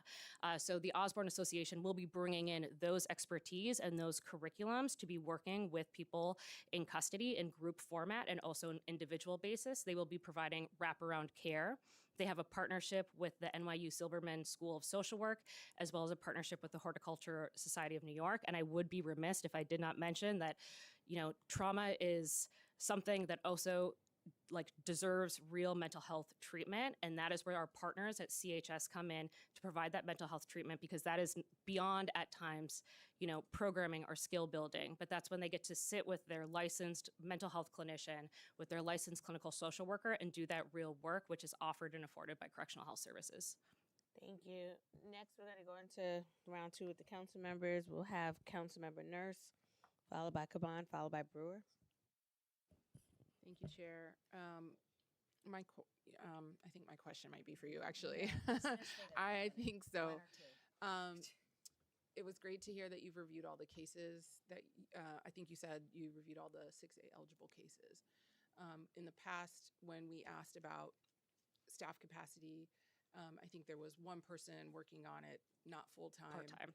And then at some point later on, you brought someone else on. Also part-time. Also part-time. So moving forward, just for ongoing case review, what is the capacity going to look like? Yeah, so it is the 2 dedicated full-time staff members who will be doing their entire role and responsibility is 6A. So it is both vetting to make sure every time somebody is city sentenced and comes into our custody on a literal daily basis, we are starting that vetting process. We're reviewing what their length of stay is, what their charges were, all the factors that kind of come into play that need to be presented then to the commissioner for review. And so that process is happening with those 2 dedicated staff. And we still have, actually, it's now 3 part-time staff who have access to all of the same systems and all of the same information, who could help with vetting if there came a time that we needed to have more assistance. Okay, those are people who are only working part-time, or just part-time on this particular issue? Part-time on this specific issue. Yeah, they're full-time employees, and they're supporting the 2 full-time staff on this if there comes a time that it's needed. What do you anticipate with this increased capacity, which is good? What do you anticipate in terms of your annual case review? We had like a couple of years ago, it was like 32, then it was like 68. Where do we think we'll be now with this added capacity? What's your projected case review? I think that it's hard to equate, and I just say this, it's hard to equate like the number of people, if we're saying part of our case review is that like 100% of people need to be vetted, and that's where we need to sit all the time, right? So on that case review status, like that is our goal, is that 100% of people are vetted, and that information is given then to the commissioner. don't have a But for the number? projection of literal, like the number of people released, I think that that is going to be a conversation for the commissioner at a later time, also with all of the stakeholders involved. My last comment is that while I'm really glad that Just Homes landed, I know that you had mentioned citing is an issue, and I think that under this administration, I think it would be important to kind of be creative about how to prime communities for that, and then what does ongoing sustained engagement look like. The council member who's there now, thankfully, council member Shirley Abdul is there. We're grateful she's there because she supports this. But, we want to make sure that she can stand 10 toes down on this project and not have to fend off, ugly things that come up on her own. So it would be great to think like, what is the ongoing engagement for those communities that might be oppositional, because those other communities need to do their fair share, right? And we need to push them to do it, and there's new tools to do it now, but we need to make sure we're out there and not just with the loudest voices, but where people are at, to make sure that when we stand up these operations, that those folks are welcome, because we want them to feel a part of communities. So that's it. Thank you, Chair. Thank you. All right, I'm going to just go back to the education piece. Yes. I ended on saying that Legal Aid had reached out about 8 Hanbury class members multiple times, so I want to make sure that that gets addressed. But also, the Hanbury requirements apply no matter where the person is housed. That's correct? Yes. Okay, and so that includes RESH. Yes. And that means that they have to also get that 3 hours, right? Yes. And is it DOC policy that the student-teacher ratio in RESH be 1-to-1? So I think that it's not a policy. What I'm gonna say is that the layout and design of RESH, the room that can be used for the classroom on each housing unit, can effectively fit probably 2 to 3 people. Okay. And so when you look at what and how we're doing classroom education in RESH, that is where the barrier comes in, because they're not being Logistically, you need something like a 1-to-1 or 1-to-2 ratio. Okay. And there's more than one school eligible student currently Absolutely. housed in RESH. Yes. Okay. We've heard reports that like usually about 20 to 30 school eligible people are housed in RESH. So I just want to talk about or ask about how you're ensuring that everyone in RESH is getting the 3 hours of school, because we've been told that for several years, right? School eligible people in restrictive housing haven't received that requirement. So I want to know, looking forward, what efforts are being made to fix that? Yeah, no, I mean, this is it's a great question, and it's honestly one of our biggest struggles. It is like truly one of our biggest struggles. We have one teacher who is phenomenal, and he is working with Need more teachers. I know. He is working with people trying to do as much as he feasibly can within a day. But that is not looking like what you're prescribing or describing as like the 3 hours in a classroom setting, because it is starting to look like 1-to-1 or 1-to-2 engagement. Where I think one of our efforts is to try to fix this gap in service is with the support of our supplemental education procurement that is coming on board, because their entire intent and goal, like the literal scope of their work, is to help support get more people access to school, more people access to tutoring, increase GED graduations. So while they are not a replacement for the 3 hours of school, and I want to make that very clear, that they are there to provide supplemental support, and this is one of our areas of saying, if we can't have more teachers right this second, which I love that you said we need them. If we can't have it right this second, then how are we still supporting people with educational access and educational support to make sure that they're still meeting their milestones while they're in RESH?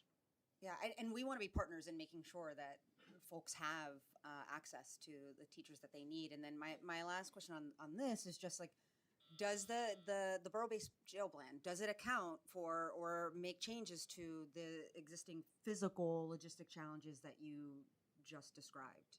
I think one of the beauties of the borough-based jail plan is that it is like programs is center and like first and foremost, like one of the core aspects of what the design looks like.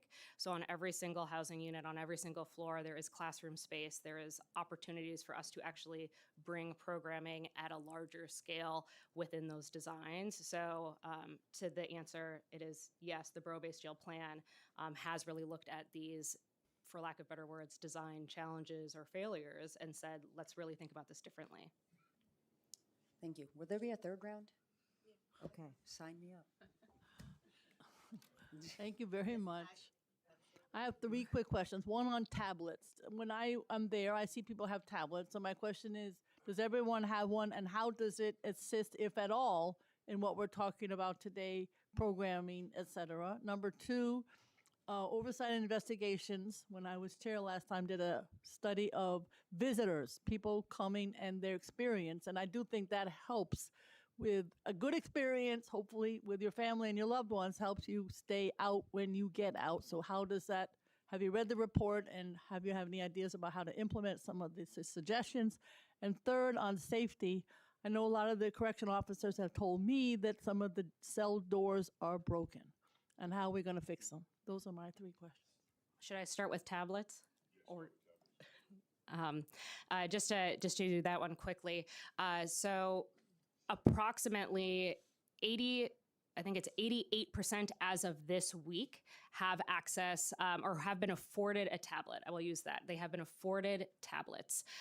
Now, that 88% and being afforded a tablet does not account if somebody has like a system malfunction and they had to send the tablet back to Securus, and temporarily for a month or 2 months, they may be waiting for that tablet to come back. And that's just being transparent, right, about our situation with the tablets.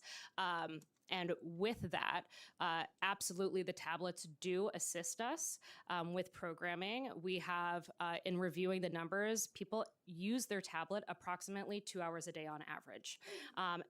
Within that, most of their engagement use, as we drill down into it, is in what we call our betterment apps, which are applications like eDovo, which assist with a variety of different educational and workforce-related or infused lesson plans. It also is with some of our religious content. We also have Essential Ed that are located on some of the tablets, or on all of the tablets rather. And Essential Ed is actually in direct connection with the New York City Public Schools. It is something that we have been talking with them about how we leverage and utilize that to support educational services. So yes, absolutely, the tablets support, and technology just broadly supports advancements with programs. And let me speak to the cell doors and visiting. Cell doors are a priority. That's around safety. We need to figure out how we pull down the resources to get those doors fixed. I'm looking forward to working with the City Council. This administration is setting safety as a priority. I'm working with our facilities management and repair division to identify how many cell doors we need to repair and the cost for those. And we'll be having ongoing conversations about unlocking resources so we can do that. That's safety number one. That's corrections 101. As far as visits are a priority for me. When I was at DOC last time, we had a visiting work group that was led by Osborne Association. We are going to bring that group back to really look at how do we enhance the visit experience for families and loved ones of those who are in our care. What can we do to increase the amount of time people are getting visits? So we're going to be looking at that entire process, because all of that lends to safety in our jails and connections when people come home. Please read our report, Stanley. Yes. Thank you. Commissioner, I'm a big believer in collecting data and looking at metrics to evaluate performance. When it comes to the programs Department of Correction offers people in custody, what data is collected, and how does the department evaluate whether to continue or change programs? I'll ask Nell to start. Yeah, so we collect a lot of data. I mean, we have significant metrics that are on the actual engagement within the program, and then there's some qualitative metrics as well, but the specific metrics typically are on how many people were offered the program, how many people actually attended, was there a reason why somebody did not attend, and then we look at holistically what's going on.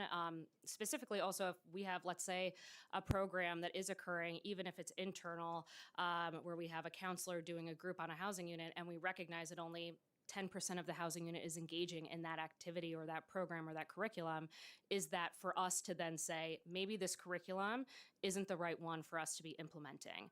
So we are using data and are equally data driven to see how we can improve our programs and what our program and participation rate holistically is looking like, because as we mentioned, if our goal is to increase what the quality of those 5 hours of programs looks like, that means that we need to be using data to see what are people tapping into while they're in our custody.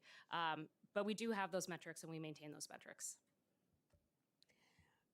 And thank you for that. It's our understanding that during the last few years, the department conducted an analysis informed by the views of people in custody and staff to identify which program areas were effective and useful.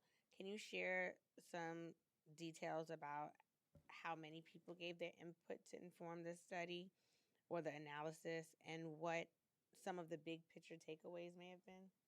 Yes, so actually almost on an annual basis at this point, we end up doing a variety of different surveys with people in custody from within the Division of Programs.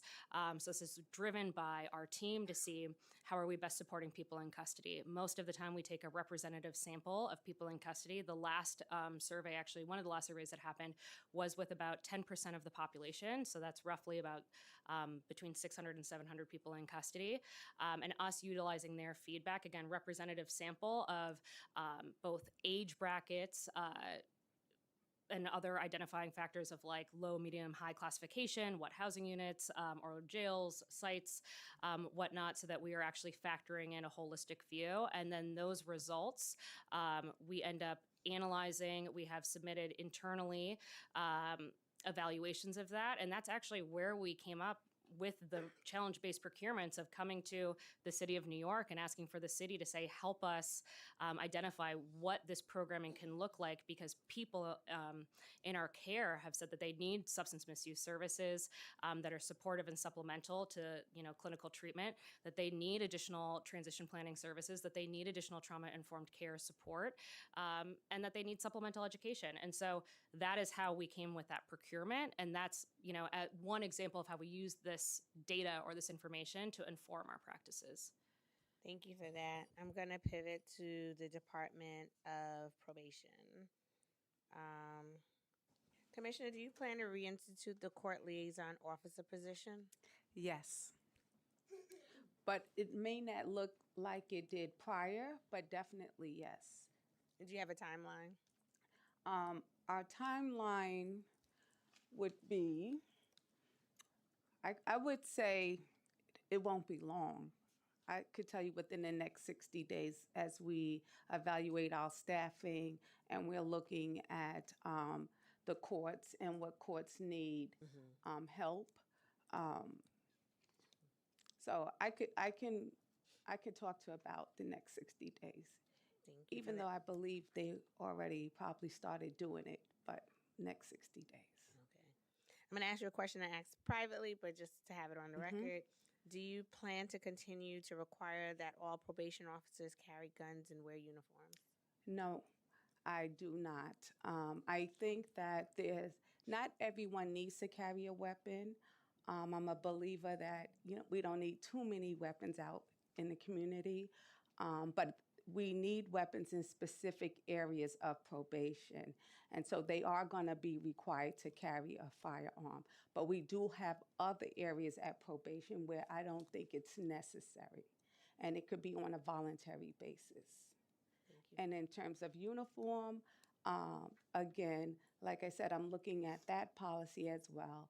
And, after meeting with the union president and I think we agreed on a happy place, and that we're looking at business attire and regular field work. And then when we have events, uniform. Thank you for that. In recent years, there's been a massive exodus of Department of Probation staff. According to an analysis conducted by council staff during the last administration, the Department of Probation lost over 6,000 hours of probation experience. As of last year, the department had the highest vacancy rate amongst all city agencies. When staff leave the department, it results in higher caseloads for the people that remain. What is your plan to reduce the Department of Probation's vacancy rate and help address the problem of staff burnout? We're looking at doing that. That was like our priority right away. So we have implemented where we're bringing back our probation officer trainees. We're working and contacting all the universities about our requirements and our recruitment. We have reached out and worked with DCAS in terms of advertising. 105 Power, we're like really hands-on in terms of getting out there and recruiting. We have posted for probation officers as well as probation officer trainee. And right now, we have about 239 applicants that we have to go through. So that's a good thing. We also lowered the amount of time spent at the academy so we can get more classes in. And so we can have more POs and POTs coming through the agency. Thank you for that. Turning back to programming, under the former administration, the Department of Probation regularly changed contract terms and canceled contracts with minimal notice. Will you commit to working more closely with the community providers, including seeking input on contract changes and holding regular meetings with the contracted providers? Yes, I will. And that's why we are reestablishing our NEON, which is our Neighborhood Opportunity Network stakeholder groups. A lot of the providers belong to the stakeholder groups. And we have project managers, which I'm planning on expanding so we can get out to the community, as well as myself being involved in the community and with our providers. How can the Department of Probation expand programming, including both intensive community monitoring and contracted alternative to detention programming to reduce the number of young people in detention? Thank you for that question. We will have Deputy Commissioner Williams. Good afternoon. Thank you for that question. So we're actively looking at that now as we are doing, looking into different programs for ICM and all of our continuum services. And so we are planning to expand a lot of our programming because we see the need in our communities for these programming. Thank you for that. And the previous commissioner ended the contract for Impact, an alternative to detention that was intended to serve 175 young people annually with intensive mentorship and mental health supports. Will you explore whether this program should be brought back? So we're currently discussing that and other programming to see what best fits our continuum of services at this point. So we'll be having updates pretty soon about that. Thank you. I'm going to pause my questions again and allow Councilmember Caban. Thank you. One moment. I'm sorry. I keep forgetting. I have to acknowledge Councilmember Salam is online virtually. Go ahead. Oh, thank you. Going to shift gears a little bit. I'm wondering what improvements the city can make on connecting people in custody who qualify for ACT and FACT teams or IMT treatment, for example, with a treatment team before they're released. So the assertive community treatment teams, the forensic ACT teams, and the intensive mobile treatment teams. Yeah, sure. So I should mention that, the health department manages all of those programs, but CHS does submit referrals through the SPOA, the Single Point of Access program, and DOHMH determines eligibility and then assigns people appropriately. And those are based purely on clinical needs for individuals with serious mental illness. And understood. And what improvements do you think could be made to connect more people? Because we know the success of people returning home oftentimes hinges on a really good long-term stable mental health plan. Rikers continues to be the largest mental health provider, and it shouldn't be. Those people should not be incarcerated. But like, what can we do to connect more people? What can we do about the identification process? What can we do, and how can we be helpful in making sure that folks can be in contact with and approved for a team before they're released back into community? Yeah, so we do consider everyone with serious mental illness for eligibility into the programs. I think maybe the health department could speak more to increasing their capacity or whatever challenges they may have. I will say, in terms of patients with serious mental illness, they are all eligible for case management services through our CRAN services, which is Community Reentry Assistance Network, and that's available in every borough. There's also core reentry services we provide to everyone, including help reactivating Medicaid, connecting to community-based health services, including health and hospitals, port practices, which are primary care clinics at Bellevue and Kings, and they provide not just primary care, but also psychiatric services, as well as some other programs we've stood up. But for those facilities that you mentioned that are in every borough, it requires an individual to go to that facility, or somebody meeting them?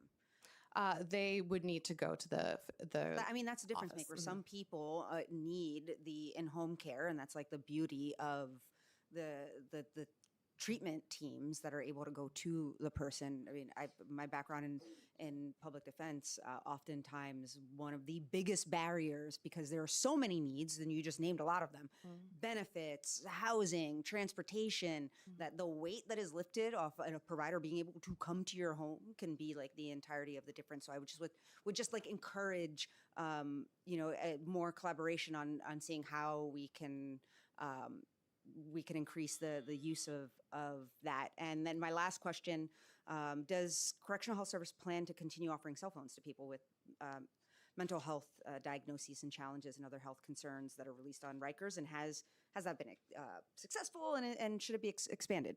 Yes, and we actually have expanded the program. So in the summer of 2023, we established the first ever reentry service center on Rikers. That's for everyone released from custody from Rikers can drop in. They can get hygiene kits. They can get a snack, make a phone call, and then anyone who has serious mental illness is eligible for a free smartphone, which is donated by T-Mobile through a partnership we have with that company. And then CHS provides a year-long service plan. And we've expanded to anyone who is enrolled in our KEEP program. So that is anyone receiving opioid treatment program, as well as all women are also eligible for phones now. And we've distributed, since its launch, more than 2,000 phones. Last one, all women. Does that include trans women? Yes. Great, thank you.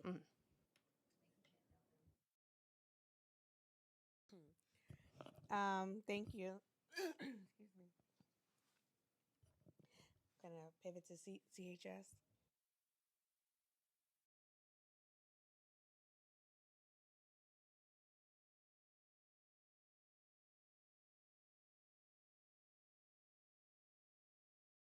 Thank you.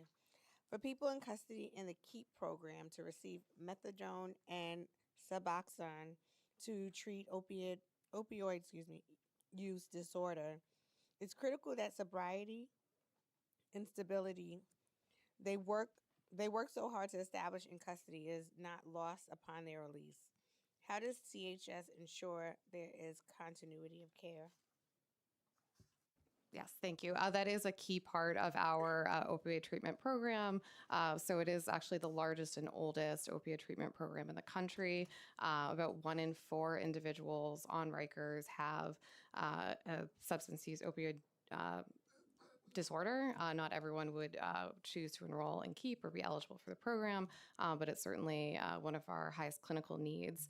And a core part of that service isn't just providing methadone and buprenorphine to people while they're in custody, but it's also making those connections and referrals to community-based services. Thank you. We've also been joined by Councilmember Felice online. Another follow-up to that is, does anyone follow up to make sure the person actually made it to the provider and entered treatment? If they did not, what happens?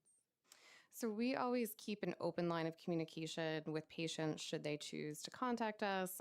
We do that in part through our port line, which is a reentry hotline that's staffed by peers. Individuals can call it actually while they're in jail or after their release.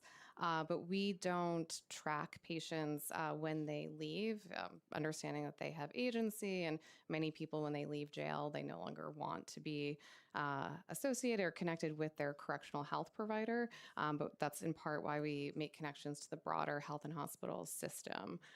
So we certainly make every effort to connect them, and they can always go to the CRAN centers, which I mentioned earlier, or contact the phone line. What improvements can be made to better connect people in custody who qualify for assertive community treatment, forensic act, or intensive mobile treatment with a treatment team before they are released from jail?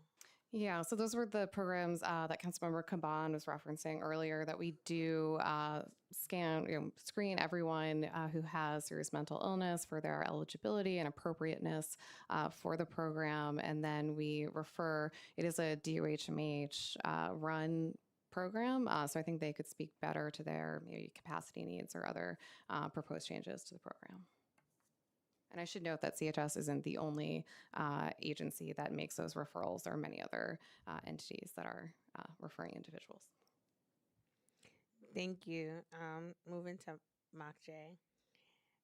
Many people with serious mental illness leave Rikers while on the waiting list for intensive mobile treatment and or for forensic assertive community treatment teams. Has Mock J considered developing an intensive mobile mental health team specifically to provide immediate services upon release until an individual is able to gain access to existing community groups? Thank you for the question. Right now, MOCJ has, in partnership, a mobile care van for the places in community that have challenges with transportation. We have been looking at serious mental illness population in order to figure out how we better serve them. We've really focused on making sure that we have the actual personnel that can provide the care to that population, but do understand that making sure that those people are actually connected to those personnel is a priority. And we will look into seeing what a model could look like for that level of collaboration in public health and being able to stand something up. Thank you. Commissioner, during a 2024 criminal justice hearing, representatives from DOC testified that most commissary accounts with unclaimed funds have totals far below $200. Is there a reason that the department can't be more proactive in ensuring that people with small amounts remaining in their commissary account have those funds provided to them upon release? And this is in reference, for the record, for intro number 206, sponsored by Councilmember Hudson. I'll ask our general counsel to speak to those details, but let me say this, that we want to ensure that those funds are returned to the people who are in our custody. And we want to partner with City Council to make sure that we work in partnership to achieve that. We do not want that money. We shouldn't have that money. It belongs to the people who are in our care. The challenge is figuring out how do we get there.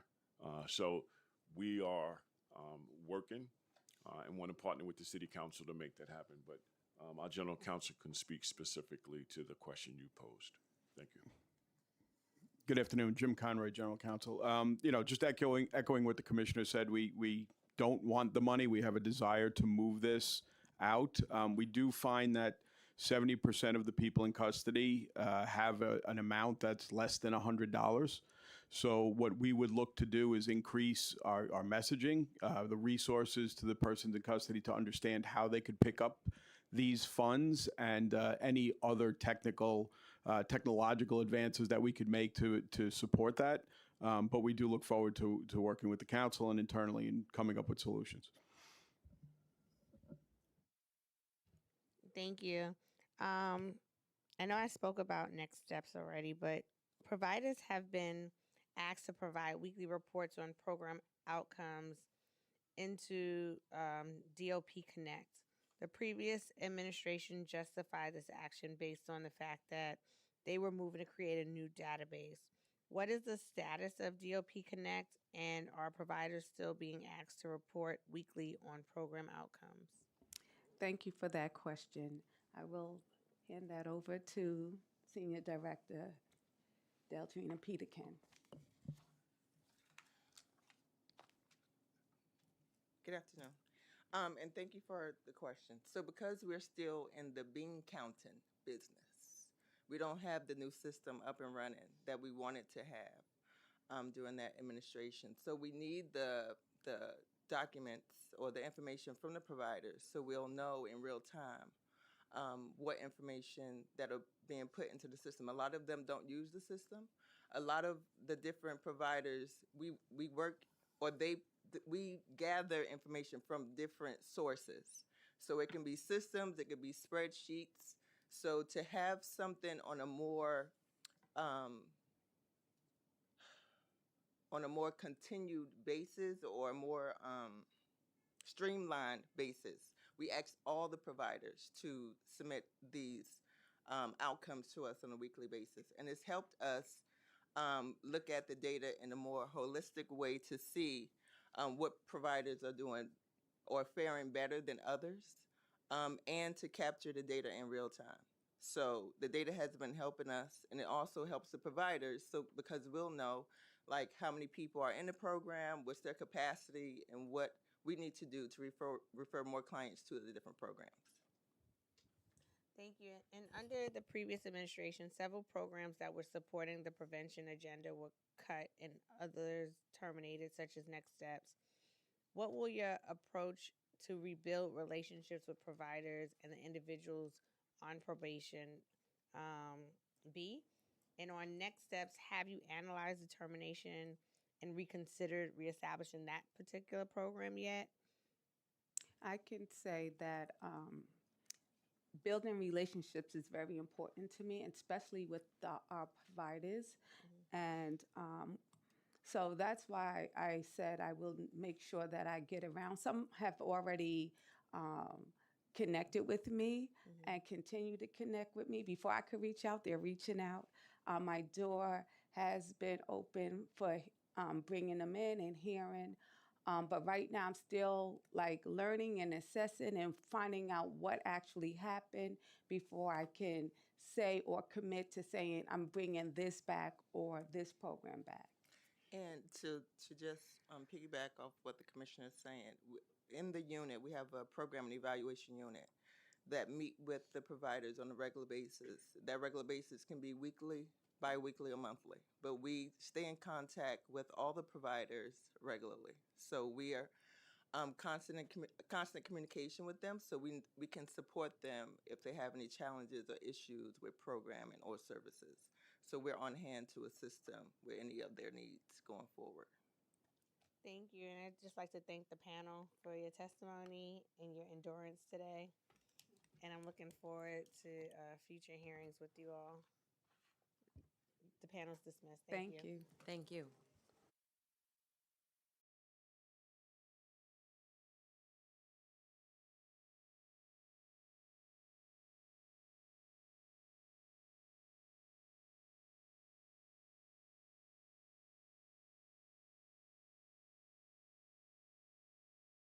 The committee is going to take a 5-minute break,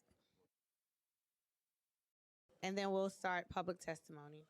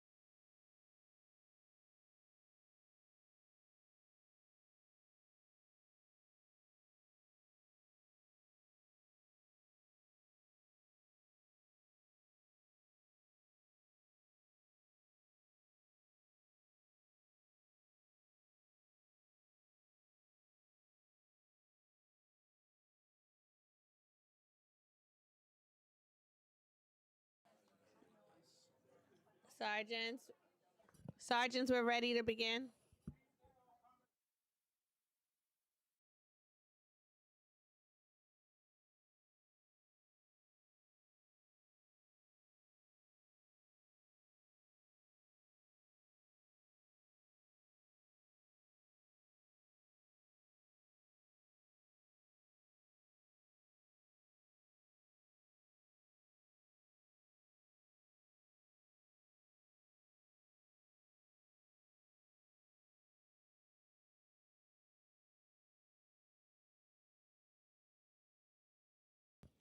I now open the hearing for public testimony. I remind members of the public that this is a formal government proceeding and that decorum shall be observed at all times. As such, members of the public shall remain silent at all times. The witness table is reserved for people who wish to testify. No video, recording, or photography is allowed from the witness table.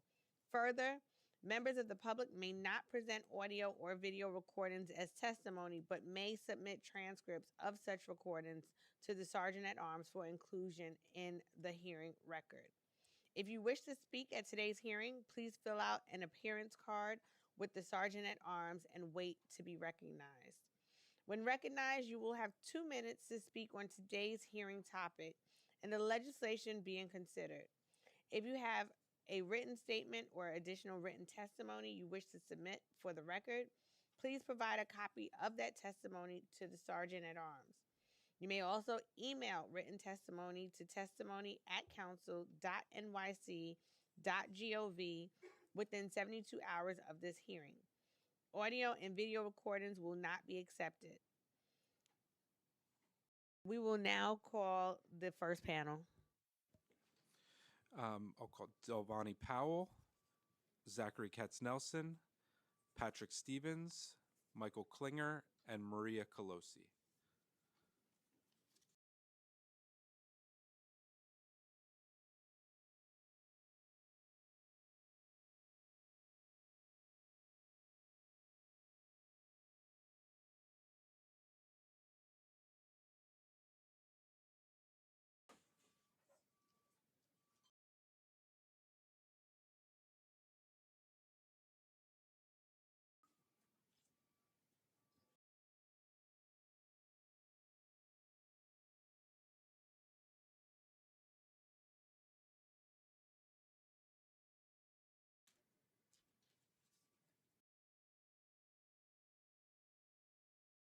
May begin when ready. My testimony was going to take a little over 2 minutes. Is that okay? I just ask that you submit the rest of the testimony in writing, but if you could keep it to 2 minutes, I'll I'd try to appreciate keep it as much as possible. 2 minutes. I'm going to get through to everyone. Okay. My name is Dalvin K. Powell. And I serve as the president of the United Probation Officers Association. UPOA represents approximately 600 supervising probation officers and probation officers, probation officer trainees, probation officer assistants who work in the New York City Department of Probation. Thank you for the opportunity to testify today about the vital role probation plays preventing recidivism and promoting public safety and safety in our community. Probation is one of the most important and often least understood components of criminal justice. Every day, probation officers stand at the intersection of accountability and opportunity. We are peace officers trained alongside our colleagues in law enforcement, authorized to make arrests and carry out enforcement duties when necessary, but our roles go far beyond that. We supervise individuals who have been sentenced by the courts to remain in the community under strict conditions. We conduct investigations that inform judicial decision. We monitor compliance, respond to violations, and ensure court mandates are followed. At the same time, we connect people to services, mental health treatment, substances, who use counseling, employment programs, education opportunities, housing resources, so they can stabilize their lives and avoid further involvement in the criminal justice system. In short, we keep communities safe while giving people a second chance at life. Research consistently shows that effective supervision reduces recidivism when caseloads are manageable and officers are supported with the proper training and resources. Probation becomes one of the most cost-effective, impactful public safety tools available. We reduce jail populations, ease burden on courts and correctional facilities and help individuals become productive members of their communities. Our members are predominantly women and people of color, many from various communities that we serve. They understand the neighborhoods, the challenges, and the systemic barriers our clients face. They do this work simply, they do this job, it's not just a job, but a calling rooted in public service. Probation is not soft in crime, it's small on public safety. Unfortunately, the Department of Probation has faced, can I just do some bullets real quick? Okay. Um, unfortunately, the Department of Probation has faced significant challenges in recent years that have undermined its effectiveness, as documented by the state controller. We have the highest rate of attrition, and over 200 people have left. Officers have left the department in the past year or so. And some assignments, officers have managing caseloads that far exceed best practices standards. Family court officers carry over 40 cases, while adult services is carrying over 100 cases. When officers are overburdened, they have less time to fulfill visits, home checks, employer contacts, individuals case planning. They have less time to build relationships that are essential to change behavior. They are forced to react. I'm sorry to wrap it let me up. just do my bullets real quick. All right, so let me just do my bullets so I can. If you could just wrap it up, we'll Yeah, get I'm it going to and wrap write it out. it. Right, let me do it. We now have an opportunity to turn the page. I'm going to do that. We congratulate Commissioner Sharon Goodwin on her appointment and recognize that she brings decades of experience with the department. We joined the agency together in 1987. Upon standards ready to work collaboratively with Commissioner Goodwin and her leadership, the team to rebuild the strengths in this department, we believe the following is necessary. Then I'll be finished. Aggressive hiring from active civil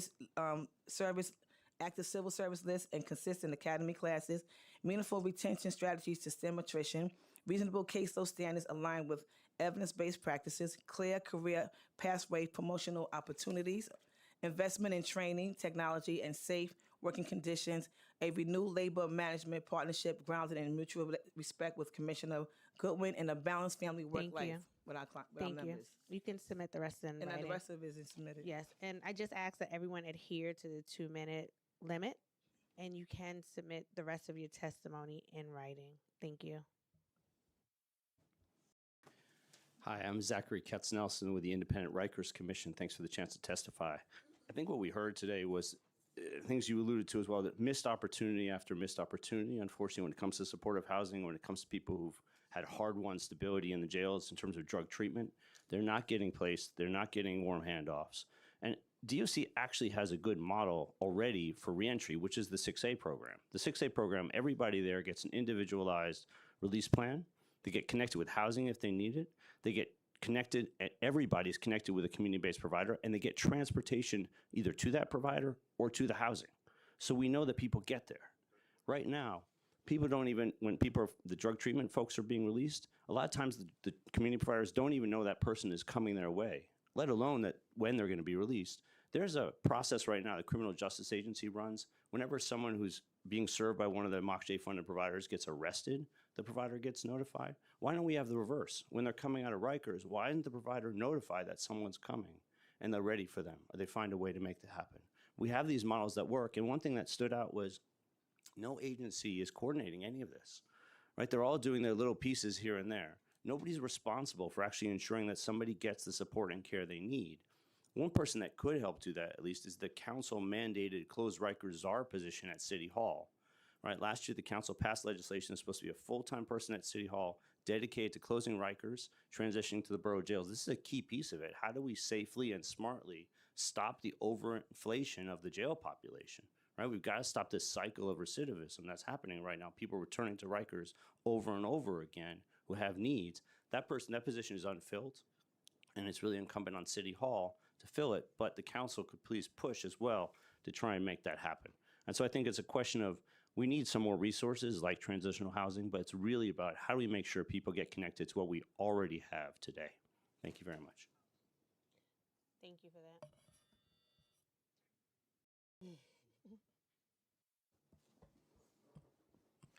Good afternoon. My name is Michael Klinger. I'm a jail services attorney with Brooklyn Defenders. Thank you to the committee members and committee chair Brooks Powers and your staff and committee staff for organizing today's hearing.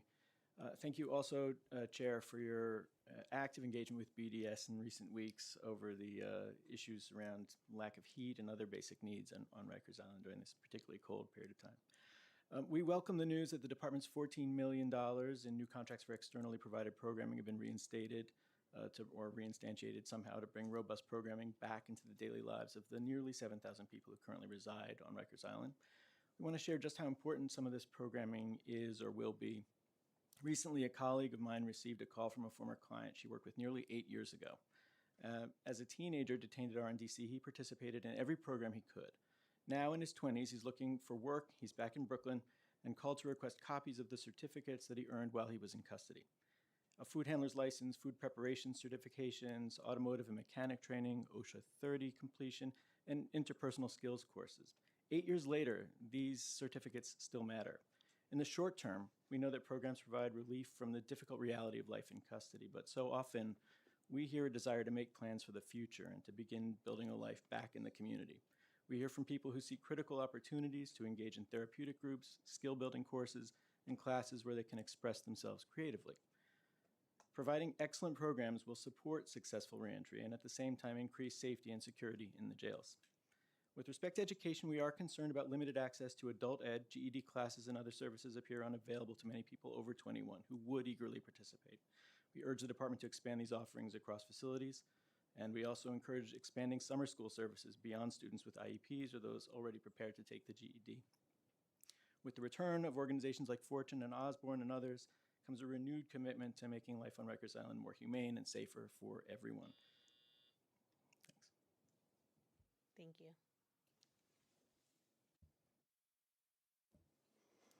Good afternoon, Chair Brooks Powers and the committee.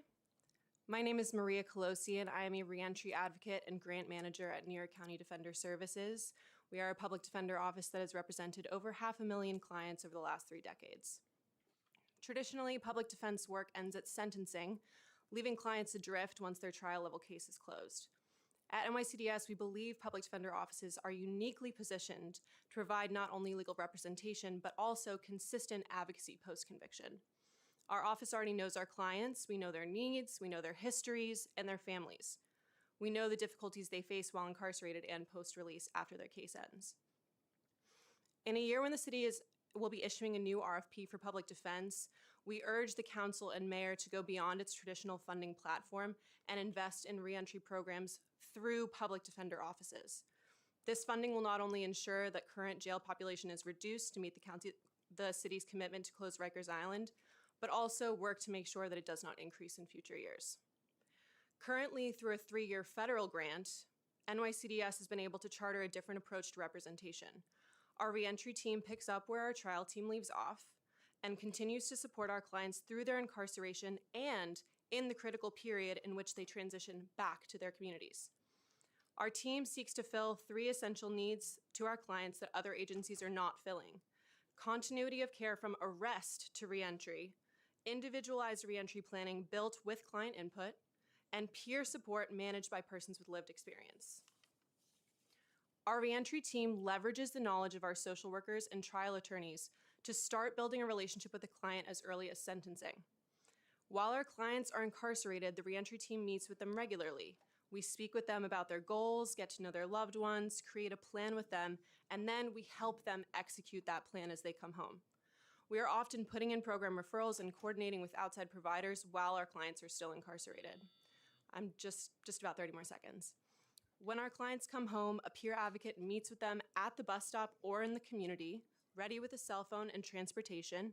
Our team is there physically to walk through the first days post-release with our clients, escort them to parole, take them to programs, and to be a support to them. Yes.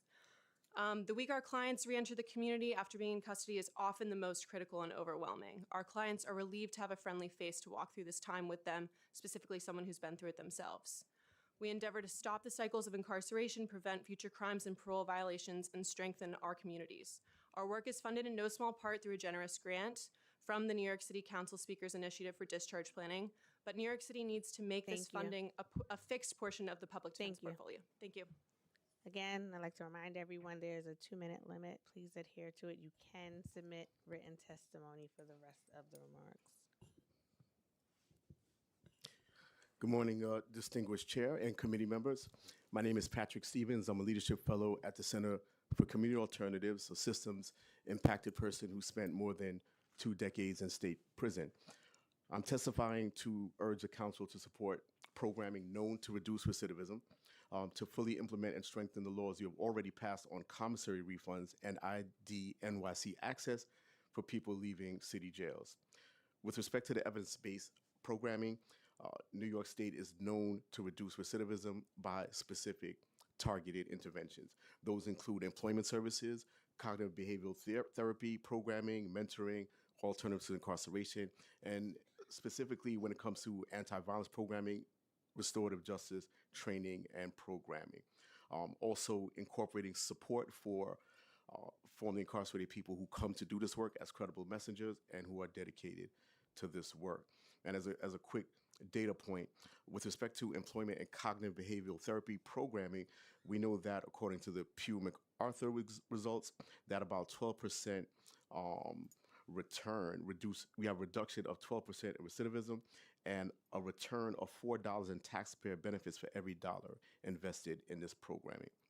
Now, concerning commissary refunds, under the current administrative law, DOC must help people or is supposed to help people get their funds that are left over in commissary. That is not happening. We would ask that the council support stronger interventions to ensure that people get their money on return. We know that the very first couple of months are very critical when it comes to reentry services, and we want to make sure that people have all of their resources. Similarly, when it comes to the identification, this is really critically important. People cannot access bank accounts. Other resources get transferred to other resources if they do not have proper identification. There's no reason that our docs cannot ensure that people leave facilities with their money, connections to programming, and the data and the identification that they need. Thank you, Chair. I will submit the rest of my testimony in writing. Thank you. Thank you so much. This panel is dismissed.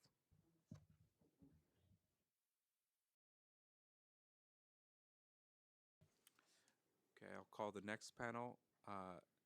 Megan Marcellin, Michael Rock, Nadia Chait, Rosalind Morrison, and Kelsey Burgess.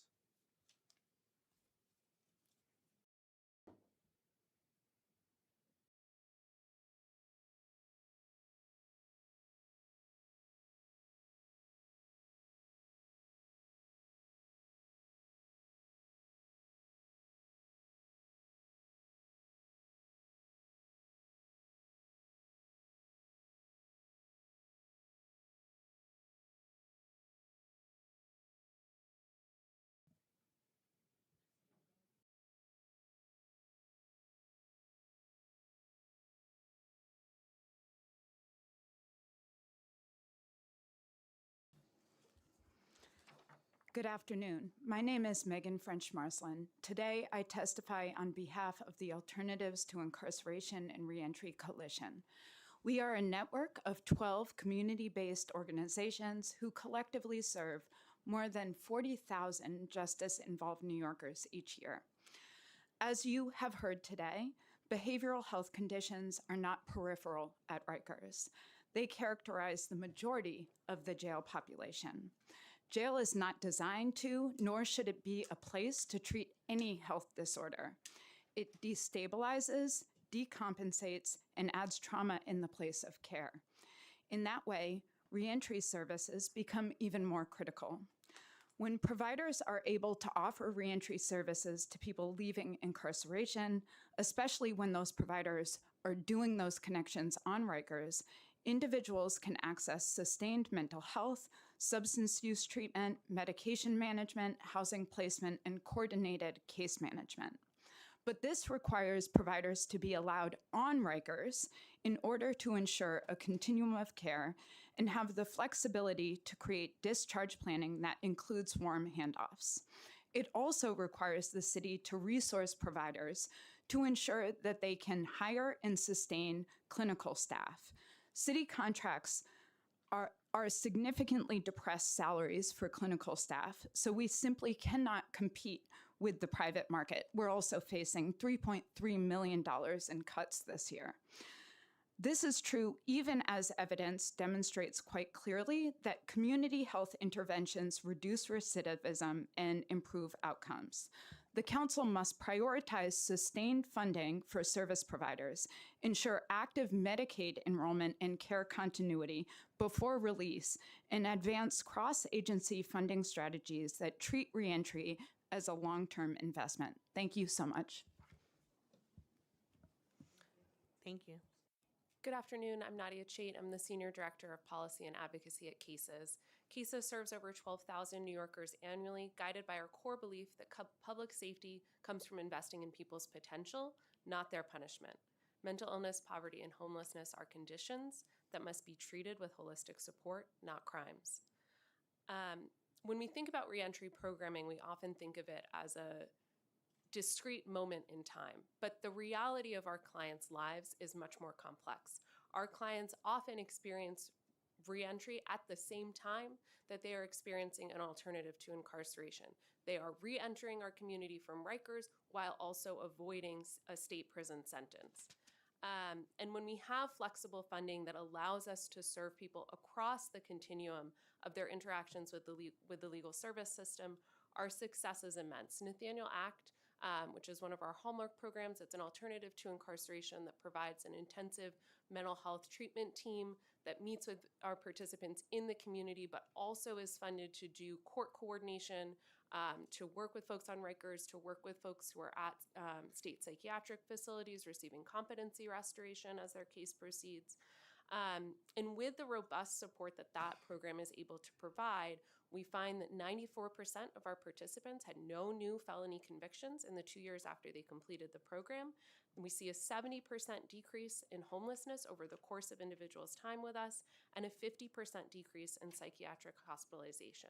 In addition to those big metrics, we also see the reality of people's lives being transformed as they're able to connect with their family members and with their friends in the community and build the networks of support that come not just from the clinical and peer support that we provide, but that come from truly being supported by their community. And we urge the council to ensure flexible funding so that across all of our programs, we're able to meet our clients across their interaction with the legal system. Thank you. Good afternoon. My name is Kelsey Burgess, Development Manager with Getting Out and Staying Out. At Getting Out and Staying Out, we work directly with 16 to 24-year-old young people who are incarcerated in Rikers Island and juvenile facilities, people in the community who have been directly impacted by the criminal justice system and those who are at risk. We focus on developing strategies that empower them to reintegrate successfully, overcome barriers, and ultimately build a future free of incarceration. In 2025, Ghost Host Cure Violence program saved 215 violence interruptions, 101 mediations, held 36 events, and connected 41 participants to Ghost Host supportive services. This work, combined with Ghost Host community-based education, mental health, job readiness, and paid internship program, has reduced violence and led to better outcomes for the young people we serve. Our Ghost Host Works program connects participants to city-subsidized internships to employment opportunities with 50 businesses in New York City at no cost to the employer for the first 240 hours of work.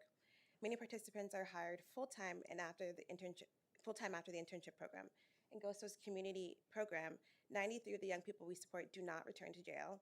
Ghost Host responded to increased needs we saw from court-involved youth for treatment of anxiety, depression, and PTSD by opening an in-house mental health clinic and in partnership with the Child Center that provides robust services, including psychiatric care, which is in high demand.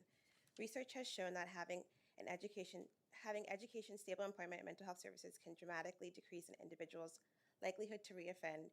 We are very thankful to the City Council, DYCD, and HRA for funding these programs, but mental health care for justice-involved individuals and adults literacy are chronically underfunded. In order to ensure the future and safety of our city, we need to make sure that anti-violence resources, education, employment, and mental health care are available to more of our young people. Thank you. Thank you. Good afternoon. My name is Michael Rock. I represent. Good? Okay.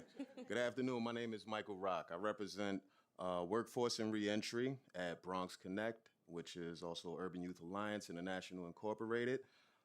We service justice impacted New Yorkers, which includes people returning from incarceration, on probation or parole, recently arrested in the last 5 years.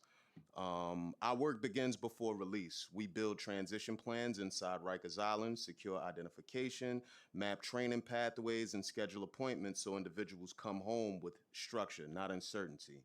So we also maintain a presence at probation offices to ensure immediate connection during those first critical days. So over the past 3 years, we've had 357 individuals complete programming or receive sponsorship, with 134 placed in paid internships and 137 who've secured full-time and permanent employment. But we don't just provide like jobs, we stabilize lives. So we provide cognitive behavioral therapy, career readiness training, financial literacy, sponsor certifications like CDL, OSHA, EMT, and healthcare pathways. But we focus on removing barriers such as transportation costs, court obligations, and document issues. But because employment without stability is not opportunity, it's risk. So I also stand before you as someone who served 16 consecutive years in prison. June 4th of 2024 marked the point of my release. So I know firsthand that those first 72 hours after release can determine someone's trajectory. So freedom is something that's extremely powerful, but it is also fragile. So today, what we are presenting is, this idea, this need, this urgency that expanded funding for certifications and credentials is extremely important. Flexible emergency funds for stabilization, such as ID, transportation, as well as work gear. And incentives, increased incentives for employers willing to hire justice impacted New Yorkers. So these are small investments that prevent far greater costs. Workforce and reentry funding is not like a charity. It's public safety and economic strategy. That's it. Thank you. The panel is dismissed. Thank you all for your testimony. Thank you for your testimony. The next panel, when you hear your name, please step up. Darren Mack, Jennifer Parrish, Eduardo Rodriguez, Brian Carmichael, and Victor Herrera.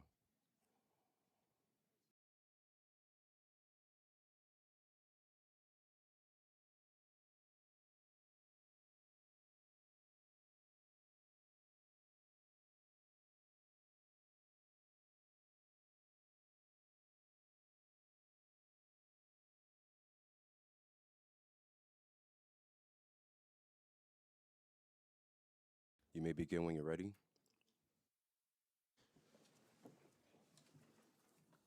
Good afternoon, Chair Brooks Powers and committee members. We are grateful to the council for holding this hearing today. My name is Darren Mack, and I'm the co-director of Freedom Agenda. I'm a survivor of Rikers, and our members are people who have experienced Rikers, either while detained there or visiting loved ones. We also coordinate the campaign to close Rikers, and we are so glad to have a commissioner who is committed to getting it done. We are relieved to know that outside program providers are finally returning to Rikers Island. We believe that programs should be further expanded in the future. Expanding access to programs is not just about funding them, it's also about removing barriers. People who could benefit the most from program are sometimes prevented from accessing it, either because they are kept in isolation in violation of local law 42, or because they are assigned some security status by DOC that excludes them. Those designations are made by DOC with no meaningful way to challenge them, since DOC staff run the disciplinary hearings at Rikers and incarcerated people often have no representation. In addition to programs, having proper identification and access to commissary funds will support our neighbors returning home from Rikers. We support T 2026 12-1254 and Intro 246, and thank the Public Advocate Williams and Councilmember Hudson for introducing them. We recommend a slight amendment to T 2026-1254 to include people facing misdemeanor charges. Due to bail reform rollbacks and aggressive NYP enforcement tactics, the number of people held at Rikers facing misdemeanor charges has grown. While we hope to see this number reduced soon, we don't believe there's good reason to exclude people who are detained on misdemeanor charges. We also recommend some slight amendments to strengthen Intro 246 and further expand accessibility to reclaim and commissary funds. In addition to the option to receive a check, people released from DOC custody should have the option to receive their commissary funds on a preloaded Your debit time card. has expired. And I would be submitting my testimony, the full remainder of my testimony electronically. Thank you. Good afternoon. My name is Brian Carmichael. I'm a member of Freedom Agenda and a community organizer and health worker. I also have a history. I've spent more than half my life incarcerated, primarily dealing with drug addiction issues and a temper, and nothing worked. I tried every program until I found Rikers Debate Project on Rikers Island. I don't have authority to speak for them, but I'm advocating for the concept of self-help programs. Programs like Alcoholics Anonymous, Crystal Meth Anonymous, NA, on and on, don't cost the state anything. There's like endless supply of volunteers ready to go in there and have meetings and provide services. It doesn't cost the state anything. But programs like Rikers Debate and NA and AA are the first ones to get cut when there's any reason, short staffing, they can come up with any excuse, and those are the ones that get shut down. Because from Rikers Island, when you go to the yard, you can see New York City, and you can see the airplanes taking off and landing, and it's very clear. It's a very clear message that New York City and the world has moved on without you, and nobody cares. That's the feeling it is in there. And there's so many things that the city council can do to make it clear, like, these programs are important to us and they must be, protected. And again, they don't cost the state anything, but after, 60 years of being in trouble, when I've found programs like Rikers Debate and AA and joined Freedom Agenda, I'm happy to say I'm off parole. Now I train staff in supportive housing on harm reduction techniques, and I don't have a temper, but those first steps are all important, and you guys can do a lot to show that you demand them. Thanks for letting me testify. Thank you for that testimony. Good afternoon, Chair, committee members. My name is Eduardo Rodriguez. I'm a member of Freedom Agenda, the campaign to close Rikers Island. I'm also here testifying as an acting house manager at Risewell Community Care, one of our scatter site supportive housing programs located in District 31. I reintegrated from prison last year, March. And the truth about my experience is the observation that the supportive housing programs aren't functioning as they could be. One of the reasons why is because the lack of adherence to the tier system 1, 2, and 3 that is usually used to screen individuals as candidates for these supportive housing programs are not being adhered to. This is important to acknowledge because the level of functionality is what qualifies individuals for these type of supportive housing programs. And if you have people who are less functioning than others, then that causes a disruptance in the treatment that is being provided to individuals at a level in which I am presently residing at. For example, this is a independent living center where individuals might be college ready, employment ready, vocational ready. They work hard towards learning how to cope with whatever has led up to their incarceration. And then there are people who are at level 2 or level 1, low functioning. They're not able to acknowledge and comprehend the issues that led up to their incarceration. Some people are just not ready to get it together. And that disrupts the process. That interferes. I have a personal testimony where I had to deal with someone who was delusional as a living, pull out a knife on me a couple of weeks ago. I'll be submitting the rest of my testimony, and you'll certainly be hearing from me. Thank you. Thank you. Good afternoon. My name is Jennifer Parrish. I work at the Urban Justice Center Mental Health Project, and I'm a member of the Jails Action Coalition and the Halt Solitary campaign. Thank you for the opportunity to testify. There are two issues that I want to highlight and ask for the council to support. The first relates to ending the torture of solitary confinement at Rikers. Providing alternative therapeutic programming is essential for transforming the culture at Rikers, but it's particularly important for the successful implementation of Local Law 42, which was passed by the council. It's not yet been implemented, but we hope that this administration is moving forward in doing so. Local Law 42 prohibits the use of solitary confinement other than de-escalation confinement for a maximum of 4 hours. And while the harms of solitary and the need to restrict its use are often the focus of discussion about these reforms, these laws do not simply take away the department's power to inflict harmful, dehumanizing isolation upon people in custody. They also require an alternative response, namely the creation of units in which behavior change is accomplished through meaningful engagement. And the provision of quality programming in these units is essential. We urge the council to support the department in strengthening programming across the board, and particularly in successfully ending the use of solitary confinements in the jails. We've urged the department to bring in outside experts with experience designing and implementing effective programming. This is feasible and it needs to be prioritized. The other issue I want to highlight is related to ensuring that programming, reentry services, ATIs, community services for the jail population meet the needs of that population comprehensively.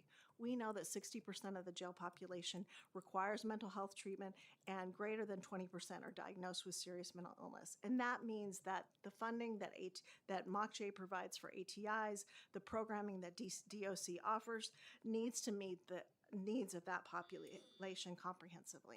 And I'll submit our testimony. Thank you. Good afternoon. My name is Victor Herrera. Oh, I'm sorry.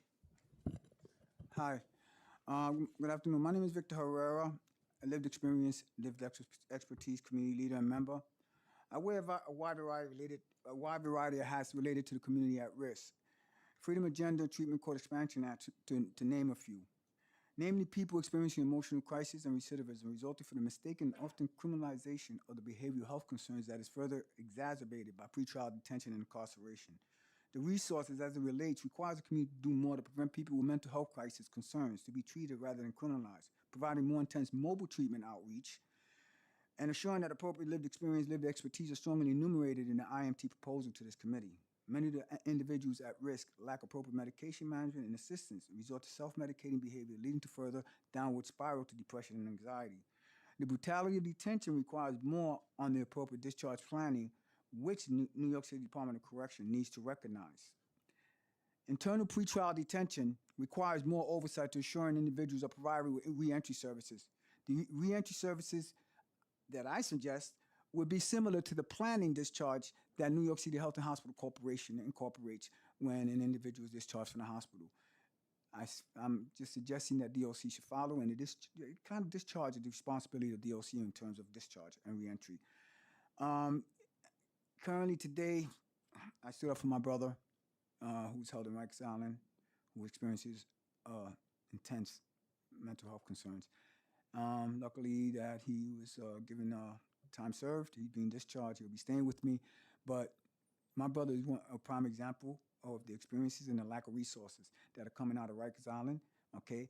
And in terms of the commissary, that was something I discussed with him because I just left him money, okay? And I was thinking, well, he only spent a portion of it. How is he gonna get that, okay? And the discharge planning should include, the debit card should be included in the discharge. Thank you. Thank you so much. Thank you all for your testimony, and the panel is dismissed. Thank you for your testimony. I'll call the next panel. I apologize in advance for the name abbreviations. Don't want to butcher your name. When you hear your name, please step up. Damian Riviere, Carlos Jones, Uzoma O, Y. Jennings, and Harry G.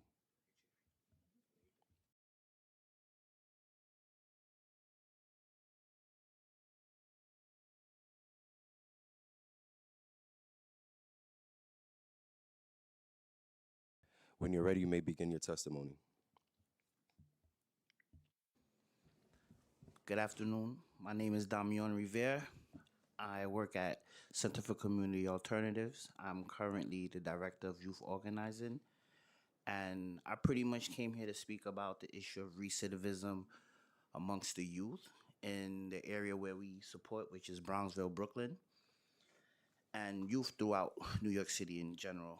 So I feel that one of the main issues with the recidivism is that we need more trauma and mental health awareness for the youth. Currently, I focus on a lot of restorative justice work, and I have seen the change with the youth that I work with in Brownsville. I take my youth and do like community mapping, community benefit projects, and so forth. And we notice that once the youth has an interest in their community and an interest in a certain issue, they tend to lean towards more positive change. Um, Also, I feel that we need more pro socials for our youth. Growing up in New York City, it was always like Boys and Girl Clubs, PAL, YMCA, so forth. And now, because the youth have no real outlet for their free time, they tend to engage in more activities that they shouldn't be engaging in. So I know that to combat the recidivism, if youth have more time to idolize their time in a more constructive way and manner, it has shown that these youth would try to change, would try to do better. I'm not only just speaking on that experience working in Brownsville, but prior to working there, I worked as an aftercare worker with incarcerated youth. So I know pro socials and keeping them engaged and being active with them does help with change, does help with their rehabilitation. Thank you. Thank you.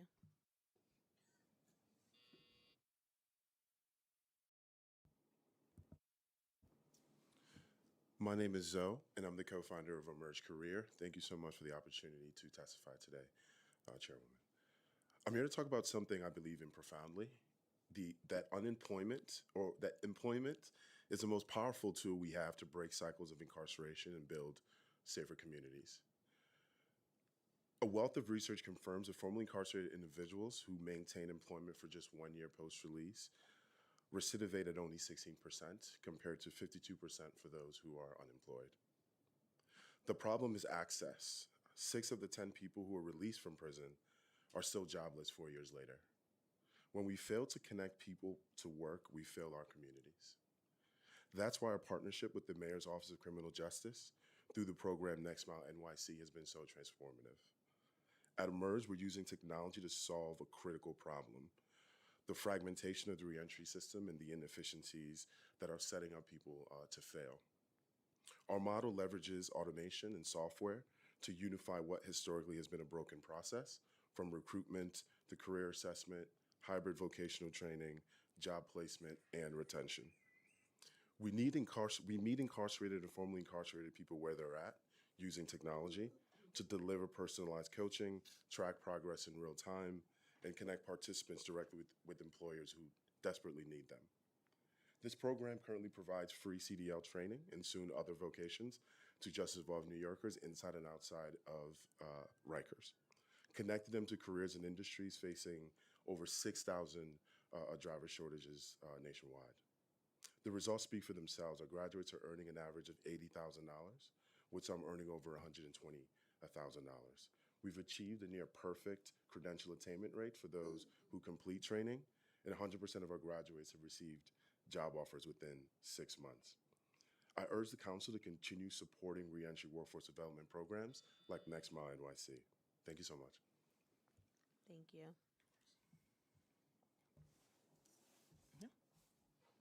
Hello, my name is Miss Jennings.